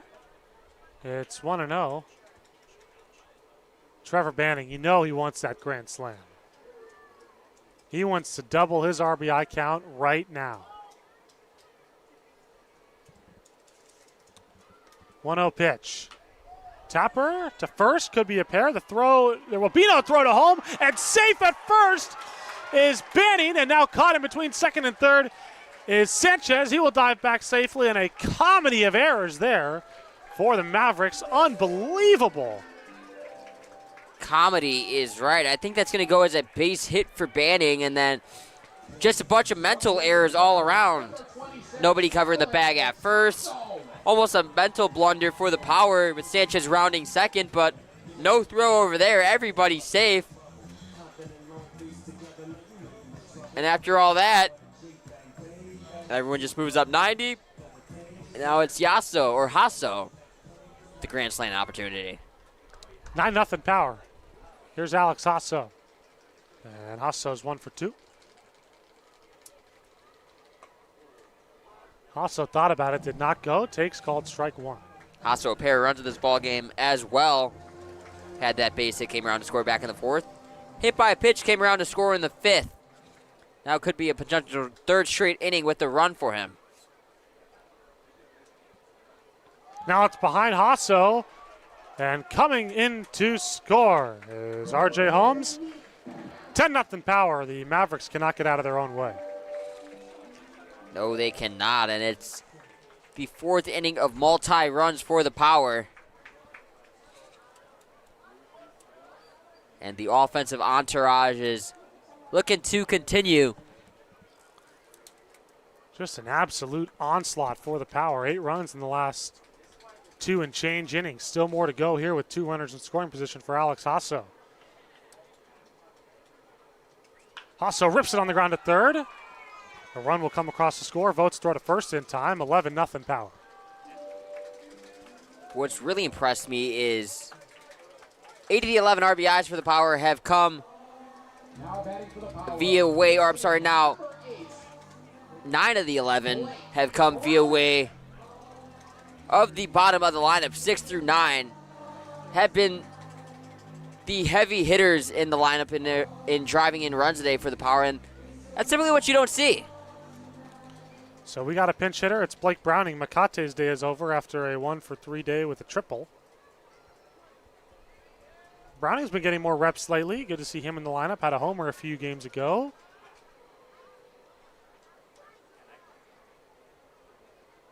And the first pitch to him, it's a called strike.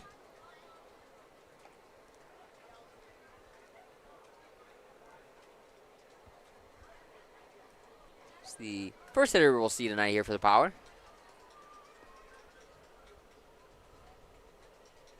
Pitch. On the inner third with a breaking ball. 0-2. Still only 1 out in this inning, and that was, I'm sorry, there's 2 outs in this inning. The first batter in Richards was brought down, and 4 straight have reached for the Power, 3 of them coming across the score. 0-2. Got him. Browning done on strike, settle in the inning. We go to the top of the 7th. The Power lead 11-0 here on the Palm Springs Power YouTube network.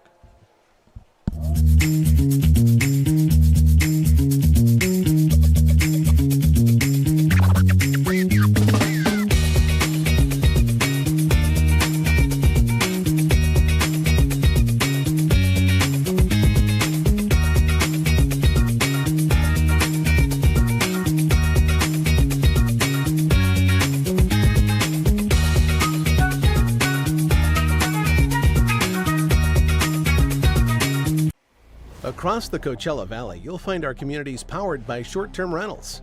These rentals bring visitors and dollars to the region. Whether attending events, checking out the art scene, or dining at restaurants, when they spend money, we all score. The nearly $1 billion impact of short-term vacation rentals generates tax revenues that fund police, firefighters, education, and many other programs that improve our daily lives. To learn why short-term rentals are a grand slam for the home team, visit onecv.org.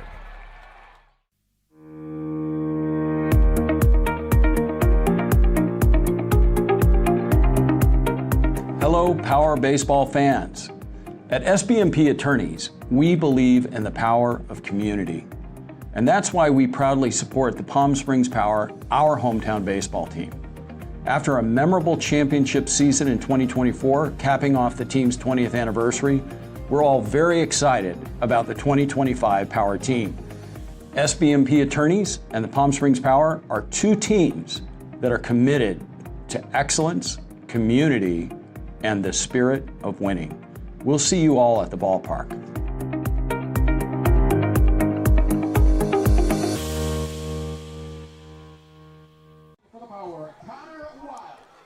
Connor Wild will replace Cam Whitty here. Top 7. We are entering the final third of this game. Monty will pinch hit after coming in at first for Macias. So Monty takes the first pitch off the inside. It's 1-0. And what an outing it was for Cam Whitty. 6 innings of 2-hit baseball and no runs allowed. And you got to assume, partner, at least you would really hope that he'll be the winning pitcher tonight, as Monty fouls this one back into Sunrise Park. Sunrise Park has become a very popular spot for foul balls. Oh, it has, for sure. I was making my walk into the ballpark this afternoon, and lo and behold, I looked down, and what did I walk into? A Palm Springs Power baseball. There you go. 1-1 pitch. Off the outside, 2-1. I was telling our viewers earlier, partner, on the Power Summer Collegiate League broadcast, the second of 2 games this morning here on the main field. Our friend and fellow intern Trevor Bannis' car His front window was smashed as this one is smashed up the middle for a base hit.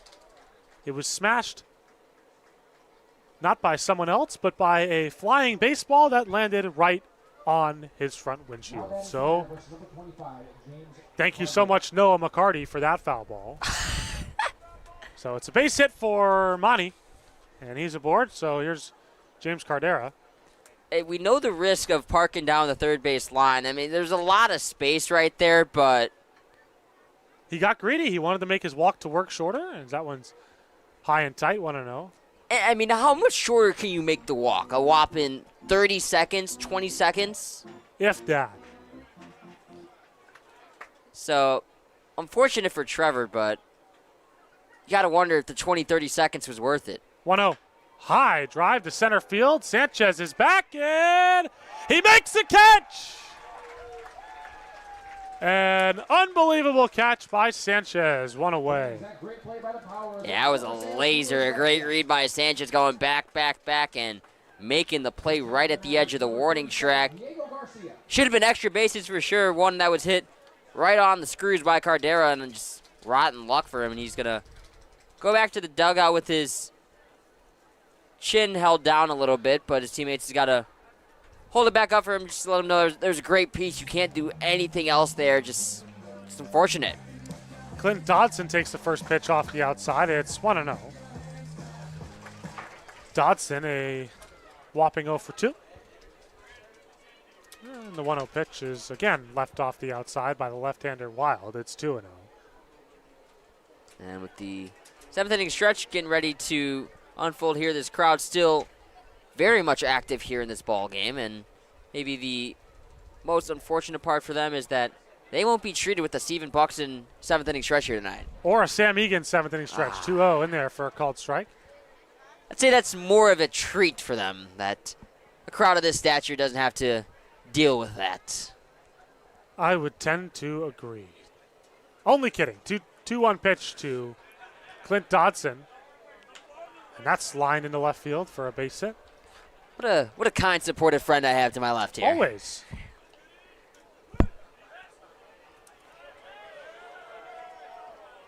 It's a pair of base hits here for the Mavericks, and Wild has already given up as many hits in his outing here in a third of an inning as Whitty did in 6 innings.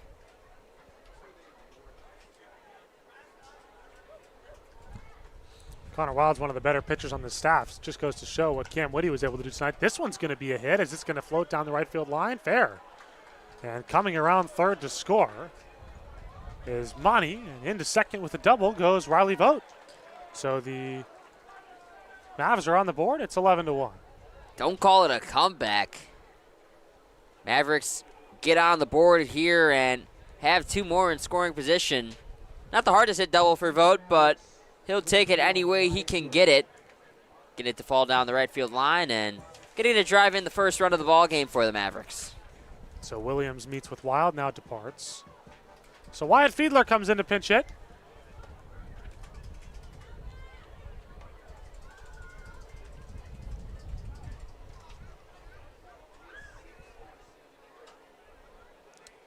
Two in scoring position with 1 away and a run already in. This one's off the outside with a fastball, 1-0.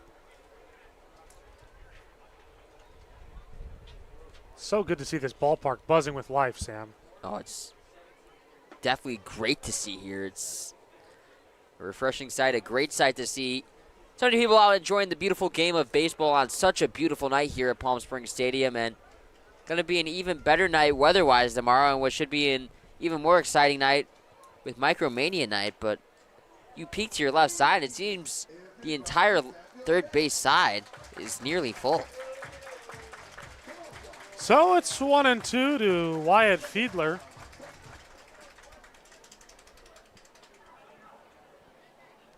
With 1 away, top 7. Power lead by 10. Ooh, very close. Just up and away, 2-2. No comment. That was another one of those that are, I'm not going to say 50-50, but we'll say bang bang. Bummer, dude. 2-2 pitch fouled off. if you're out on the mound, just got to attack. Hopefully, get the batter one pitch later.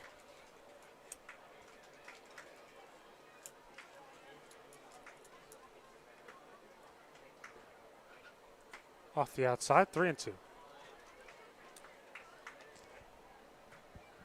Good fight at the plate here.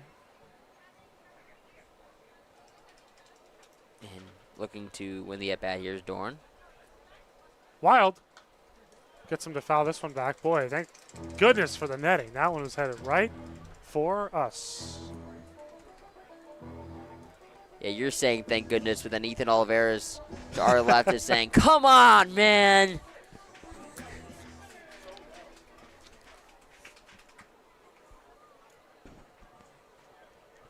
Three-two. Got him. See you later. And tossing the bat is Fiedler. He just cannot believe it. Not sure what he's so confused about. So here's Christian Robinson, another pinch hitter, the utility man. We've seen some close ones and some ones that we could probably say are out of the zone be called for strike 3 tonight, but that was not one of them, a strike the entire way. There's a similar pitch. It's 0-1. That one wasn't even fairly close to being out of the zone.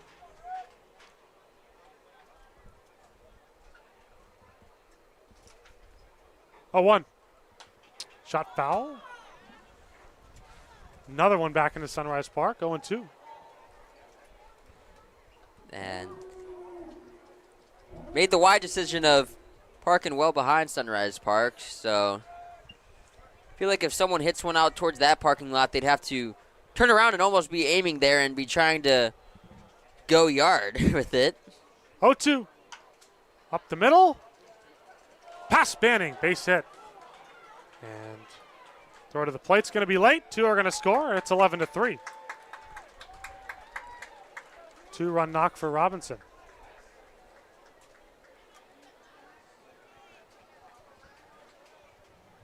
Not the best night for Connor Wild. No, it has not been, but one of those nights where you don't have your best stuff, but fortunately having it on a night where you don't need to have your best stuff with such a commanding lead. Hunter Backstrom fouls this one off.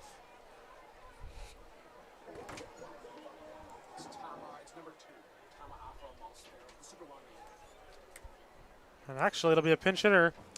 Tamtoa Mataafa Alferos. That was my best shot. I was say, glad you did it and not me. 0-1 to Tamtoa Mataafa Alferos, and he fouls it off. It's a fun name to say. I like it.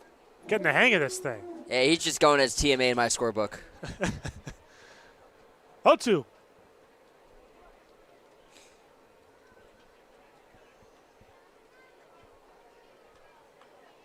Swing and a miss. Wild struck him out with the two-seamer. The inning's over. We go to the last of the 7th. It's stretch time here at Palm Springs Stadium, and it's 11-3 when we come back on the Palm Springs Power YouTube network. Like a family setting, you know, we come and we get into conversation, and it's comfortable here is what I guess I'll say. It's comfortable. The hot cocoa has whipped cream and sprinkles in the whipped cream in the hot cocoa. Very family oriented. You know, they cater to the kids. They got the coloring books and crayons, and they have kid-sized stuff about almost for everything that you would want. So young and old, everybody can enjoy it. It's the best. Made from scratch memories. Elmer's.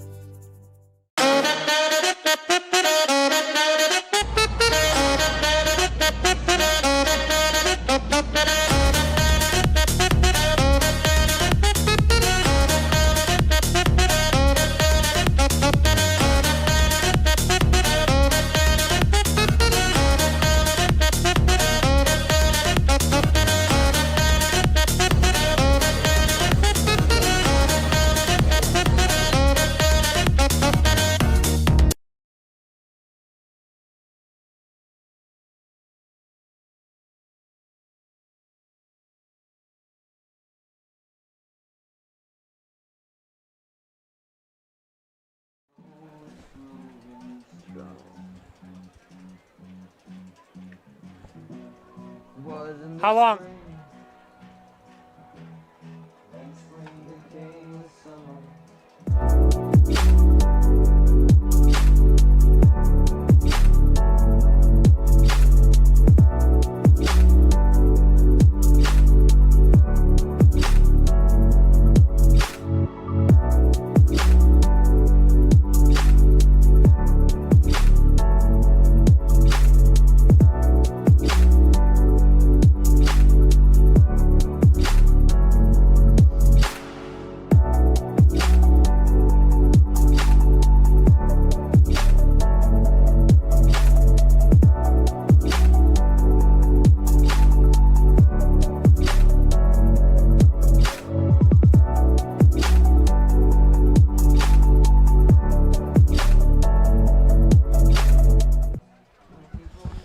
AJ Bianchino will lead things off here in the bottom of 7 for the Palm Springs Power, who lead 11-3 here. Jack Lennon, Sam Egan along to make the call here for you on a wonderful Friday evening.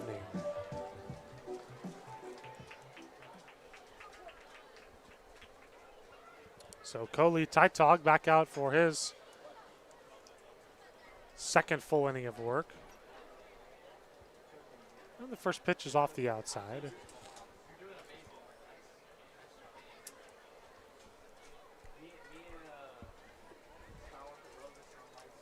One-oh. Line into left center field. This could be trouble. And running and not making a thigh-high catch. And into second, Bianchina. He's got a double. I think everyone, including Bianchina, thought that ball didn't get down. It looked like the center fielder in Backstrom just made the play on it. And then somehow, some way, finds the Bermuda Triangle between left fielder and center fielder. Bianchina will take the double any way he can get it, but he stopped at first base thinking he was all but done for in this AB, but not to be. So here's Michelson. He needs a knock. And a knock would mean a run. And he takes high. So Michelson 0 for 4. A pop out, a pair of flyouts. And he reached on an error.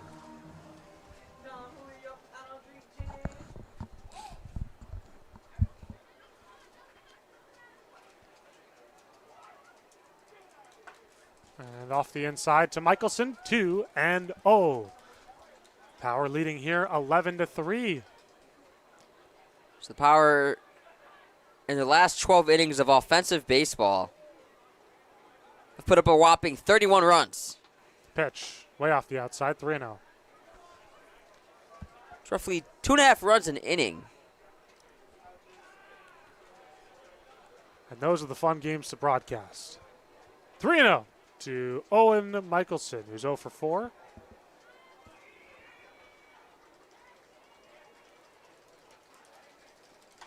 Slashes this one foul.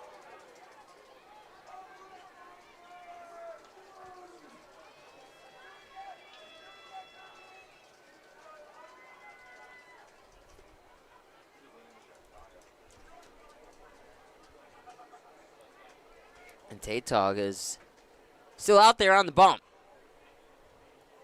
3-1. Down low, ball 4. So Michelson takes his base.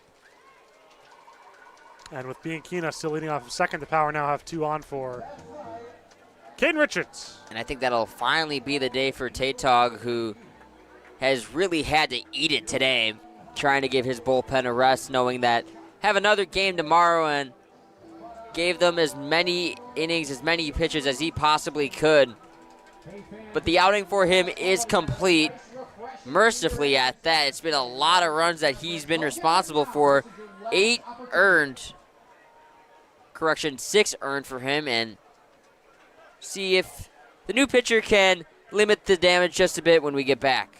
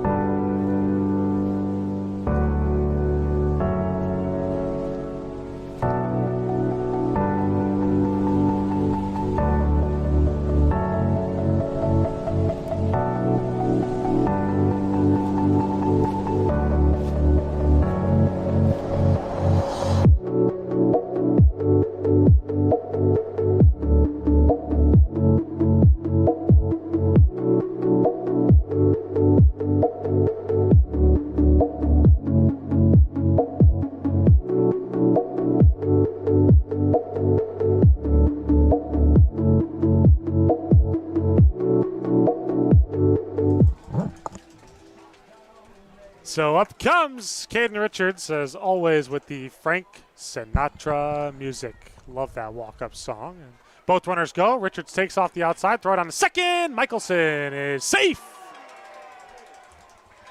Bang, bang play. You usually don't see the ball go to second on a double steal, but no chance at getting the speedster at third. That was a great throw. Great throw. Piankina gets to 12 stolen bases on the year. That's his team leading. That's for for Michelson. Stolen base that could have gone either way. Pitch. Up and away, 2-0. I thought they had Michelson hosed at second. I'm not going to lie. I thought he was toast. And despite it being 8 runs, the infield's going to come in here. Be a huge run to cut down here. Hey, gotta practice situational baseball when you can, I guess. 2-0, called strike, 2-1.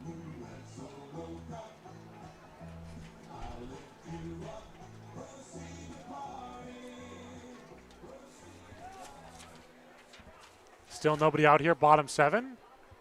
Runners on second and third. Caden Richards up. He grounds this one to short and off the glove, and the throw to third to try and get Michelson, not in time. Richards with an RBI single. It's his second base hit of the night, and this one never left the infield. So it's 12-3 Power as Bianchina comes across to score. Here's the catcher, Brett Williams. So yet another earned run being charged to Tatog. That's his 5th earned run. Fans, I'm with Cooper and Chase. Competing in our prime time. There's Brett Williams, and he flings his bat and base hit. Center field. 13-3. Michelson scores. That bat went further than the ball did. My goodness, let go of that thing, partner. Yeah, it went flying right towards our marketing pit, and seemed like they were going to have a little bit of a golf competition going on in between the game, and Richard said, "You're not getting in between my at-bat," and flings the base hit right past everybody, but no harm, no foul, and another run for the Power. So it is 13-3. R.J. Holmes.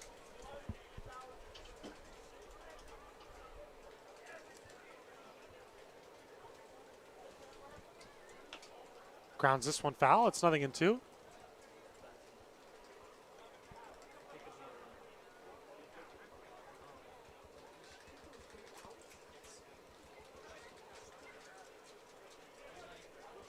So it's been a fun one for the Power here.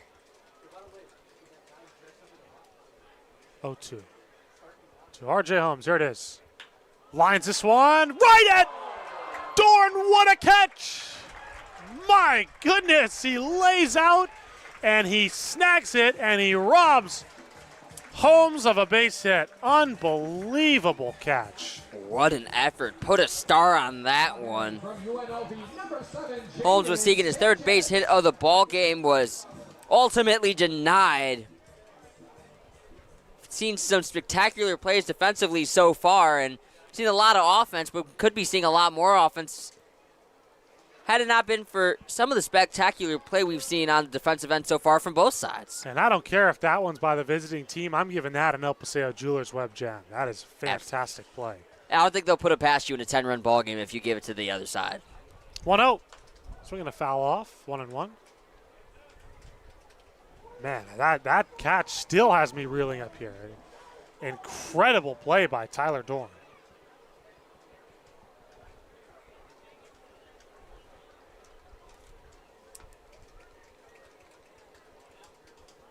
One. And Holmes grounds this one to third. Could be a pair to second for one. Back to first.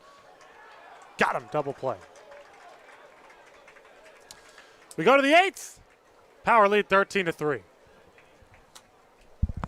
Management Trust is a 100% employee-owned company. Every employee has a vested interest in providing memorable experiences to every homeowner and board members of HOAs. It's a very powerful thing. No homeowners association is too small or too large for us to manage. From community maintenance services to customized absentee home care, the Management Trust provides just about every service any homeowner could ask for. Hi, I'm Damien with the Management Trust. We're a community management built differently for your homeowners association. To find out how, give me a call. Outdoor living in the Coachella Valley is spectacular, and Tessera is the premier builder of outdoor living spaces in the desert. Nobody does it better than Tessera. From one end of this valley to the other, from Palm Springs to Rancho Mirage, Palm Desert, to Indio and La Quinta. For 35 years, we've created the ultimate in outdoor living, landscaping, pools, and patios, so you and your family can enjoy each other. Live well. Live Tessera. Quality first is quite a philosophy to live by. But world-class ingredients are the foundation of great meals. And we wouldn't have it any other way. At Kaiser Grill in downtown Palm Springs, we believe you deserve the best. So whether it's dinner for two or a celebration with 200 friends, quality is our promise to you. Because quality is king. Quality is Kaiser.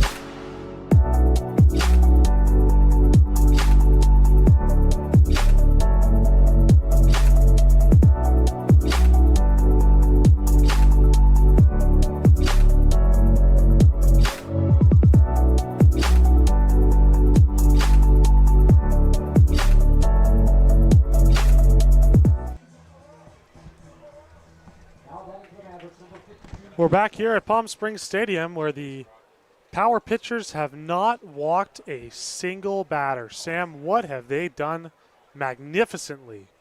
We talked about this in the pregame shows. When you're facing a team like this who's been struggling so much, you just got to attack the strike zone, and you got to try and either work to contact or work to get strikeouts. And obviously easier said than done, but for pitchers on the mound, you can feel a little bit more comfortable making a mistake pitch in the zone, because it's a Mavericks team that has struggled a little bit offensively. And attack the strike zone this team has, and it's worked. No walks, a lot of strikeouts, and only 6 hits on 3 runs, and all those runs coming last inning. It's a strike. It's 2-1 from the new pitcher, Caleb Ortiz, to Jake Starr. Starr's 0 for 3. Tough night for him. Fielder's choice, a double play, and a strikeout. Ooh. Swing and a miss. It's been a lot of deceptive stuff from power pitchers, and it hasn't been swinging or looking that has exactly been better. Both 5 strikeouts swinging and looking for this team. 2-2's low and in. It's 3-2 from Caleb Ortiz. And if you're a power pitcher right now, the objective should just be throw strikes. You're up by 10. It's been what's working all day, so if it ain't broke, don't fix it. 3-2, got him. Swinging with the fastball. Down on strikes goes Starr for the second straight at bat. Ortiz strikes out the first batter he greets, and that'll bring up Dwayne White for the second time. And guess what? He struck out his first time. It's 11 strikeouts combined as a team for the Mavericks. And White, his last time up, was the final strikeout victim. The last of 8 against Cam Whitty. The top 3 hitters in this lineup. Sorry, partner, go ahead. Top 3 hitters in this lineup in the last 3 or the last 2 at-bats they've had have all struck out. So 5 ABs for them, 5 strikeouts, and looking to stay hot are these power pitchers mowing through the top of this lineup. Not sure where that missed. 2-0. I think it's just better maybe I stop asking questions. I've been pretty bewildered at a few of these. There's a called strike, 2-1. Pretty similar pitch there. Yeah, we've been looking at each other, giving ourselves that look. Are we sure? 2-1 from Caleb Ortiz. The pitch is tapped foul off the plate, 2-2. Now, this is one of the more fun summer jobs that you can possibly have, being a broadcaster working in baseball. But did you have any other fun summer jobs when you were growing up in your teenage years, Jack, where maybe it wasn't as fun, or maybe it was an interesting summer job? And I know for me, I umpired a little bit, so know a thing or two about a strike zone and people trying to question my authority. I coached youth basketball, and you know me, I love all things college hoops. I can name 115 college basketball coaches off the top of my head. I will not do that on a broadcast. I really enjoyed that. Not as much as I enjoy this, but I really enjoyed that job, as this one is called Strike 3. But there's something just about having played the game for so long that you know how to teach others how to play it, and giving back to the local community up in San Jose, California, of kids pursuing athletic talent was just a really rewarding experience for me, and I loved being around them and teaching them the stuff that I know. So, yeah, that was my second favorite summer job behind this one, as this one's grounded to second. It'll be Banning who throws to Hasso, inning over. We go to the last of the eighth. Power lead 13-3 when we come back on the Palm Springs Power YouTube Network. All right, fans, get your raffle tickets ready. Oh, here they come. The winner of the 50. For 20 years, our family's mission has been simple. It all starts at Stuffed, where exceptional service meets bold flavors. Every crust, a masterpiece. Cocktails crafted to perfection. In an atmosphere that brings family and friends together. Stuffed pizza, dine-in or takeout. Savor and enjoy at our 2 locations. Quality, service, family legacy, it all starts at Stuffed. Whenever you find yourself hungry for something real, simple, and true, we're here for you. That's what a hamburger's all about. Monster Shakes, the best ice cream creations in the desert and only place in the world that serves all 10 flavors of Dole Soft Serve. The winner of the best soft serve and smoothies, home to the world's best date shake and other fun creations like ice cream nachos and the cotton candy burrito. For a limited time, come in and try your luck. Any soft serve that weighs exactly 16 ounces is free. Monster Shakes in Palm Springs and Cathedral City, facing the Mary Pickford. Franchise opportunities available too. Monster Shakes, a delicious mess.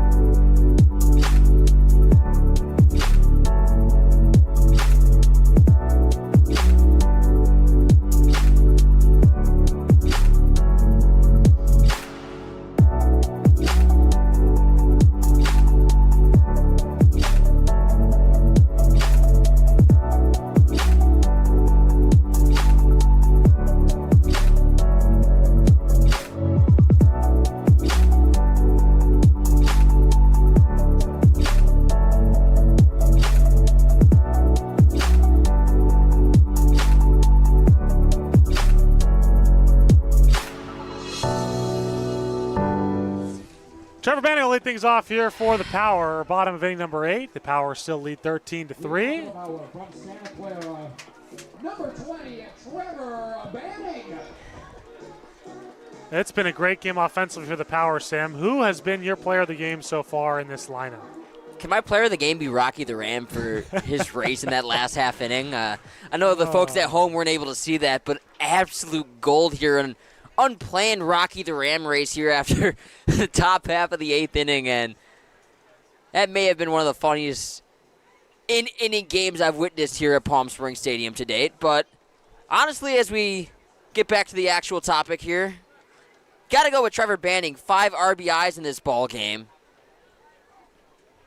And he's up to hit right now. That's why you got to come to the game, as much as we love having you along with us, and as much as I'm sure you enjoy listening to us. We'd love to have you out here, part of the environment. 2-0 pitch to Trevor Banning.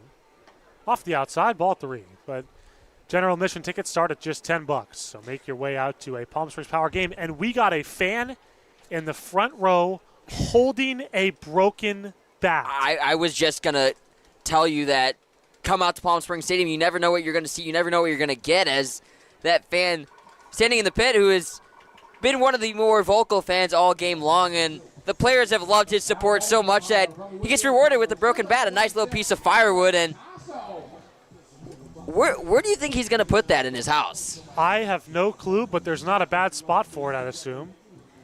Now, we've heard of getting a ball at a baseball game. Has there ever been a situation where you've maybe gotten a bat? Oh, I've never gotten a bat. My father owns, I should say, a iconic piece of history, Chili Davis's broken bat. But that's the only broken bat in my house. So I have actually an incredible story.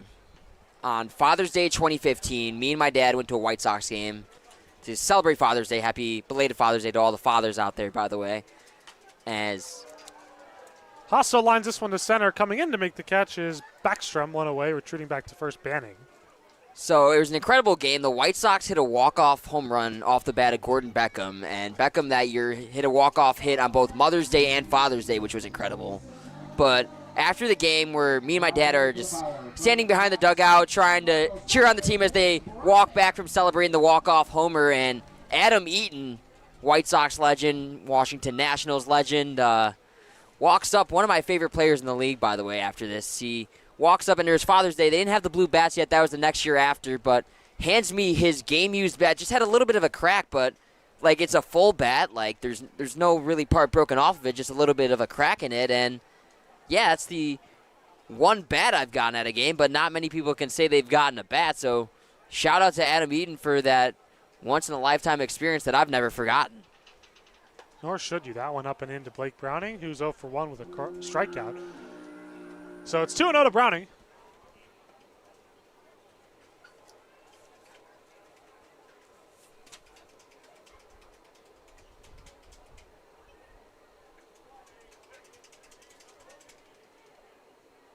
Swing and a miss. Browning was swinging for one thing there.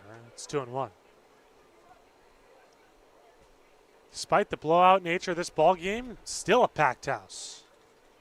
And you love to see it here at Palm Springs Stadium. So great to have all of you out at the yard. And we hope you'll decide to join us again after experiencing this amazing place that we call home. As that one is low.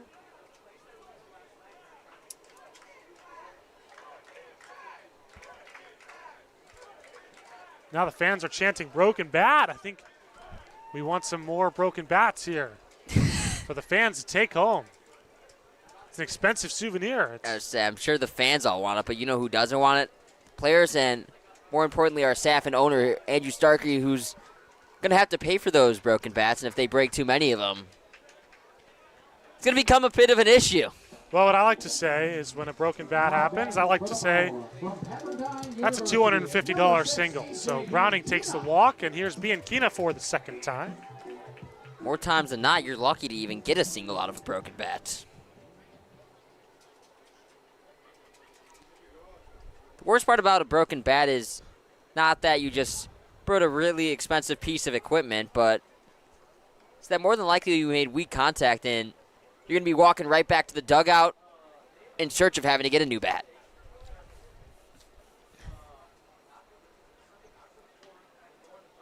Oh, 1. Bianchina, bouncer up the middle. Could be a pair. Instead, a base hit. And coming around third to score is Trevor Banning. It's 14-3. So Bianchina, much needed RBI knock, and that's 2 hits for a guy who'd been coming into the game struggling big time. Good to see him back in this lineup producing, Sam. Much needed day overall for AJ Bianchina, who, as you mentioned, was scuffling a little bit after a hot start to the season.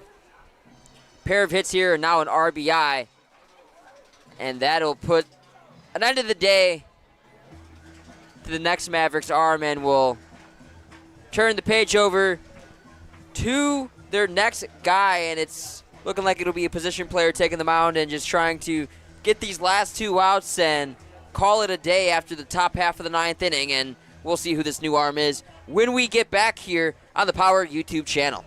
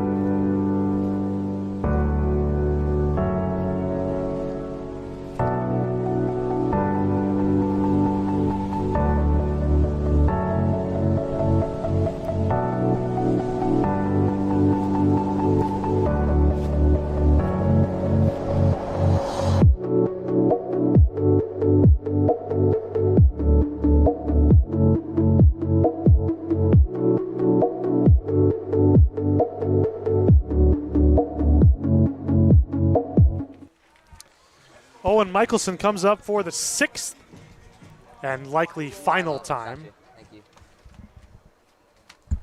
He's 0 for 4 with a walk, stolen bag. The first pitch to him. Doink! Off his shoulder. Michelson takes first, and that loads the bases. All right, dude. Saying the word doink wasn't necessary. We got a Chicago Bears fan. At least I didn't say it twice, okay?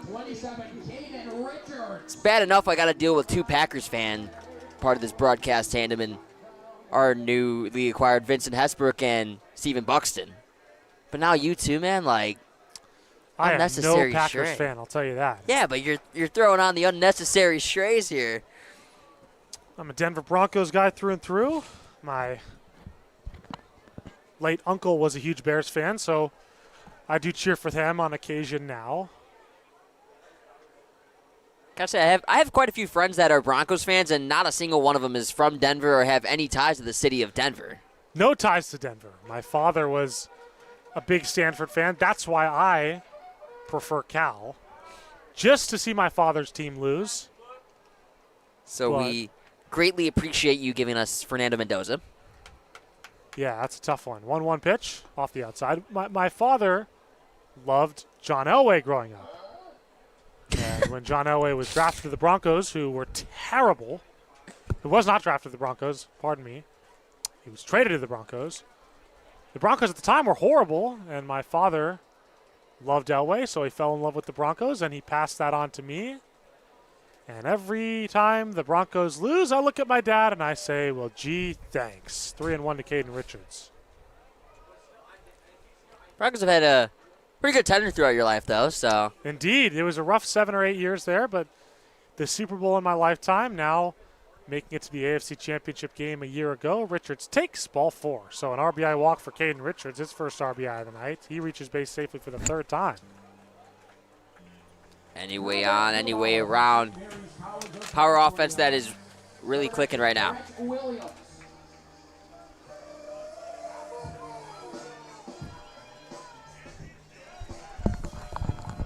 Here's Brett Williams.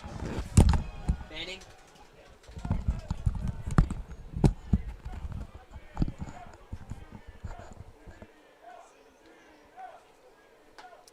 Fans chanting B-dub for Brett Williams. He takes a called strike. It's 0-1. Didn't take long here for Brett Williams to develop a coalition. Not at all. 0-1. Williams shoots it, and I mean shoots. Foul, 0-2. It's easy to become a fan favorite with how well he's been playing, but especially tonight, he's been hitting the ball really hard. He's had hits in the 5th, the 6th, and the 7th. Now looking for a hit in the 8th. And a base hit would bring in 2. Way off the outside. 1-2 to Brett Williams.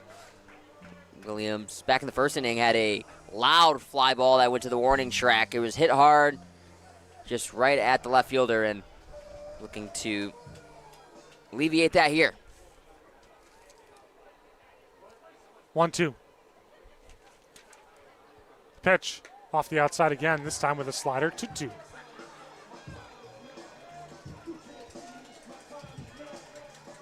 Williams working in this count here. Much to the support right behind him. And he would love nothing more to put a big swing, put this game on a silver platter and to send the fans behind home plate into a frenzy. So 3-2, looking like a great RBI opportunity here, even if this pitch were to miss the plate.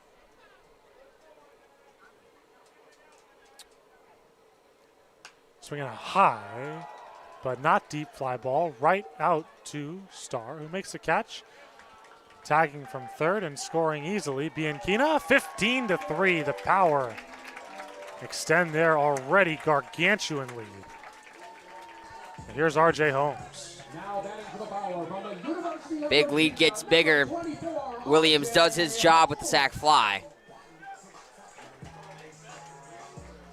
Assuming all holds, barring a miracle, Power with a couple of really nice big wins in a row. 35 runs in the last 2 games for them. This one high.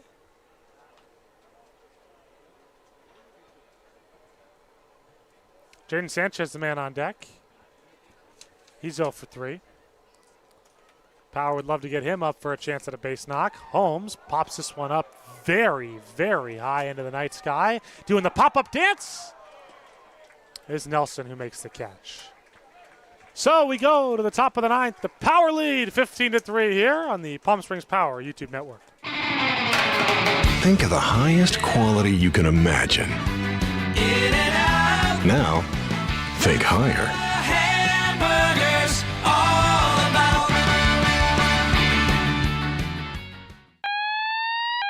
Thank you for calling the Sandwich Spot. Is this a sandwich emergency? It's a sandwich emergency! Great sandwiches made with love. The Sandwich Spot. Love all, eat all. Located in downtown Palm Springs inside of the Henry Frank Arcade. Jessup Auto Plaza has been proudly serving the Coachella Valley since 1938 as your trusted family-owned auto destination. Now, electrify your drive with the Valley's most extensive range of electric vehicles. Drive the Chevrolet Blazer, Equinox, Silverado, the powerful GMC Hummer, Sierra, and the distinctive Cadillac Lyriq. Silent power, bold performance. Electrify your drive. Jessup Auto Plaza. Since 1938, the EV brands you love, the family you trust.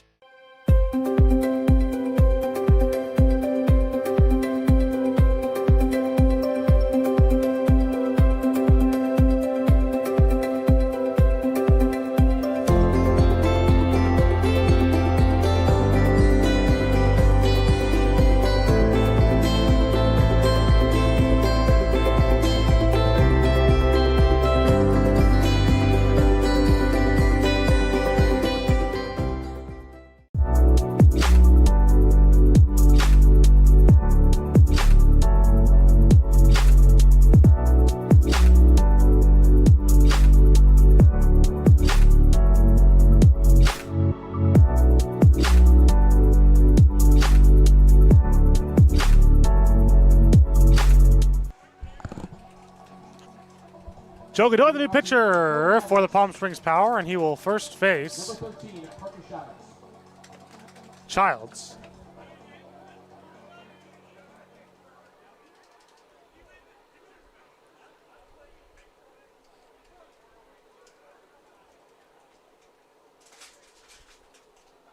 And a swing and a miss. It's 0-1. Sam, as we wrap this one up, what are your main takeaways from this blowout of a game? It's just been how impressive this team has been in working counts and their pitching staff. I think my biggest takeaway, 0 walks in this ball game. Knock on wood, they don't walk a guy this inning. Not often that you see an entire pitching staff go 9 innings without allowing a single walk, and when they do that, it usually leads to a victory, and a pretty decisive one at that. Swing! And a miss. He struck him out. So 1 away for Godoy. 13th strikeout for the day overall for Power pitching, and that's been the other thing. 0 walks, 13 strikeouts, just attacking the strike zone, and the Mavericks having no answer.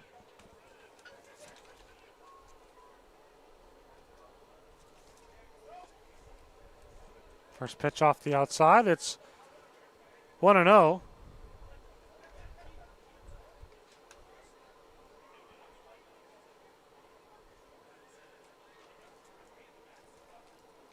Swinging a high, pop up. Hasso moving over and back, and he can't get it. That would have been a phenomenal effort there by Hasso. Just out of his reach, but we'll do the 1-1. So Jacob Chapman is the hitter.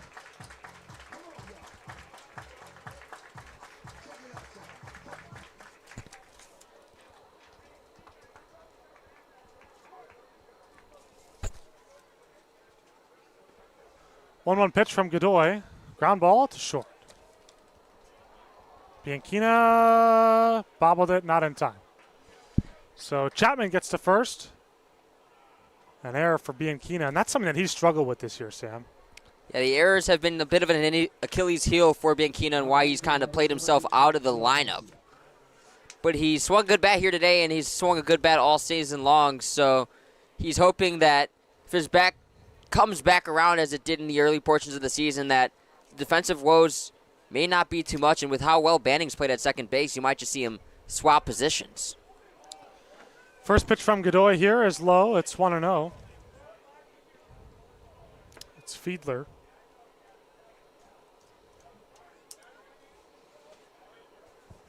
Wyatt Fiedler steps in for the second time.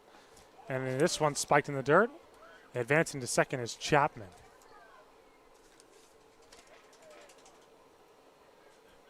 Such a beautiful night. The weather in Palm Springs, surprisingly, over the next week and a half, supposed to cool down quite a bit. Get into the low 90s for the temperature highs. It's been in the hundreds for most of the summer out here. It's been a cooler summer for sure here in Palm Springs. Remember, I was talking to one of the guys who ended up hiring me, Tyler Hughes. This one's rolled on the ground. Bianchina, another error. Run will score. It's 15-4. So the fourth error of the night. And get this, every single error tonight for the Power has come at shortstop. 2 by Ramon Valenzuela, and 2 for A.J. Bianchina on back-to-back plays. It's a mental game, baseball is, and when you miss one, it starts to get in your head a little bit, and you start to think about the fundamentals a little bit too much and not think about making the play. Here's a swing and a miss by Robinson. It's 0-1. So Christian Robinson, the utility man, steps in for the second time. He's got a base hit in this game.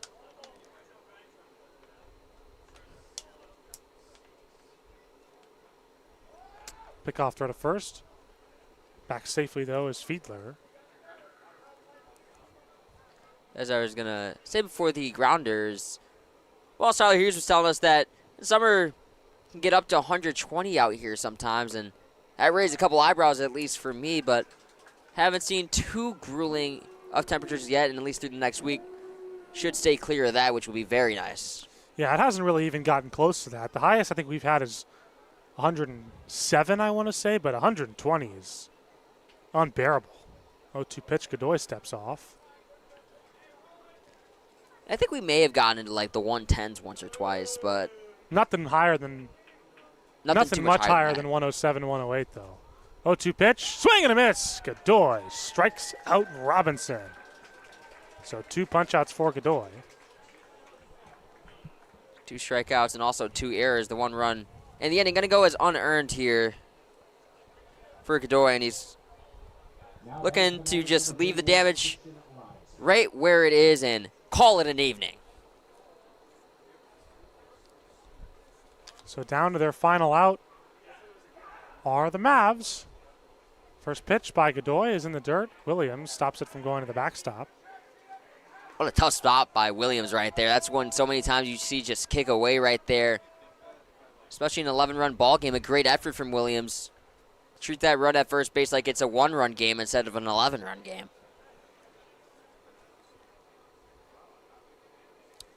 1-0 from Godoy. Here's the pitch. Swinging a foul back, 1-1. Godoy's had a nice inning.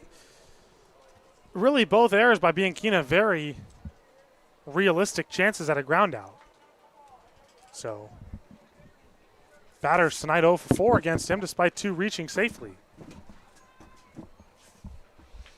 1-1. Swing and a miss. 1-2.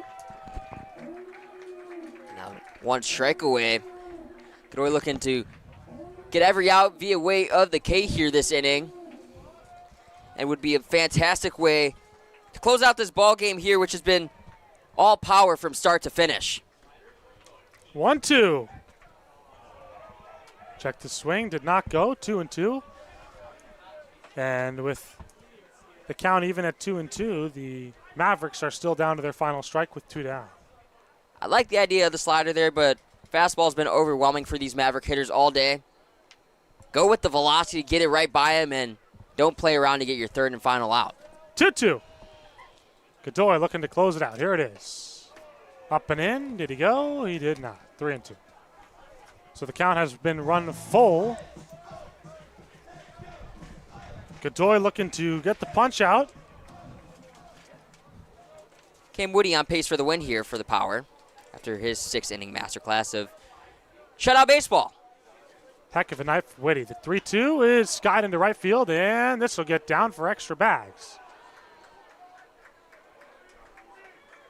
And coming around third to score, it's going to be 5-15, and the Mavericks have cut the lead to 10.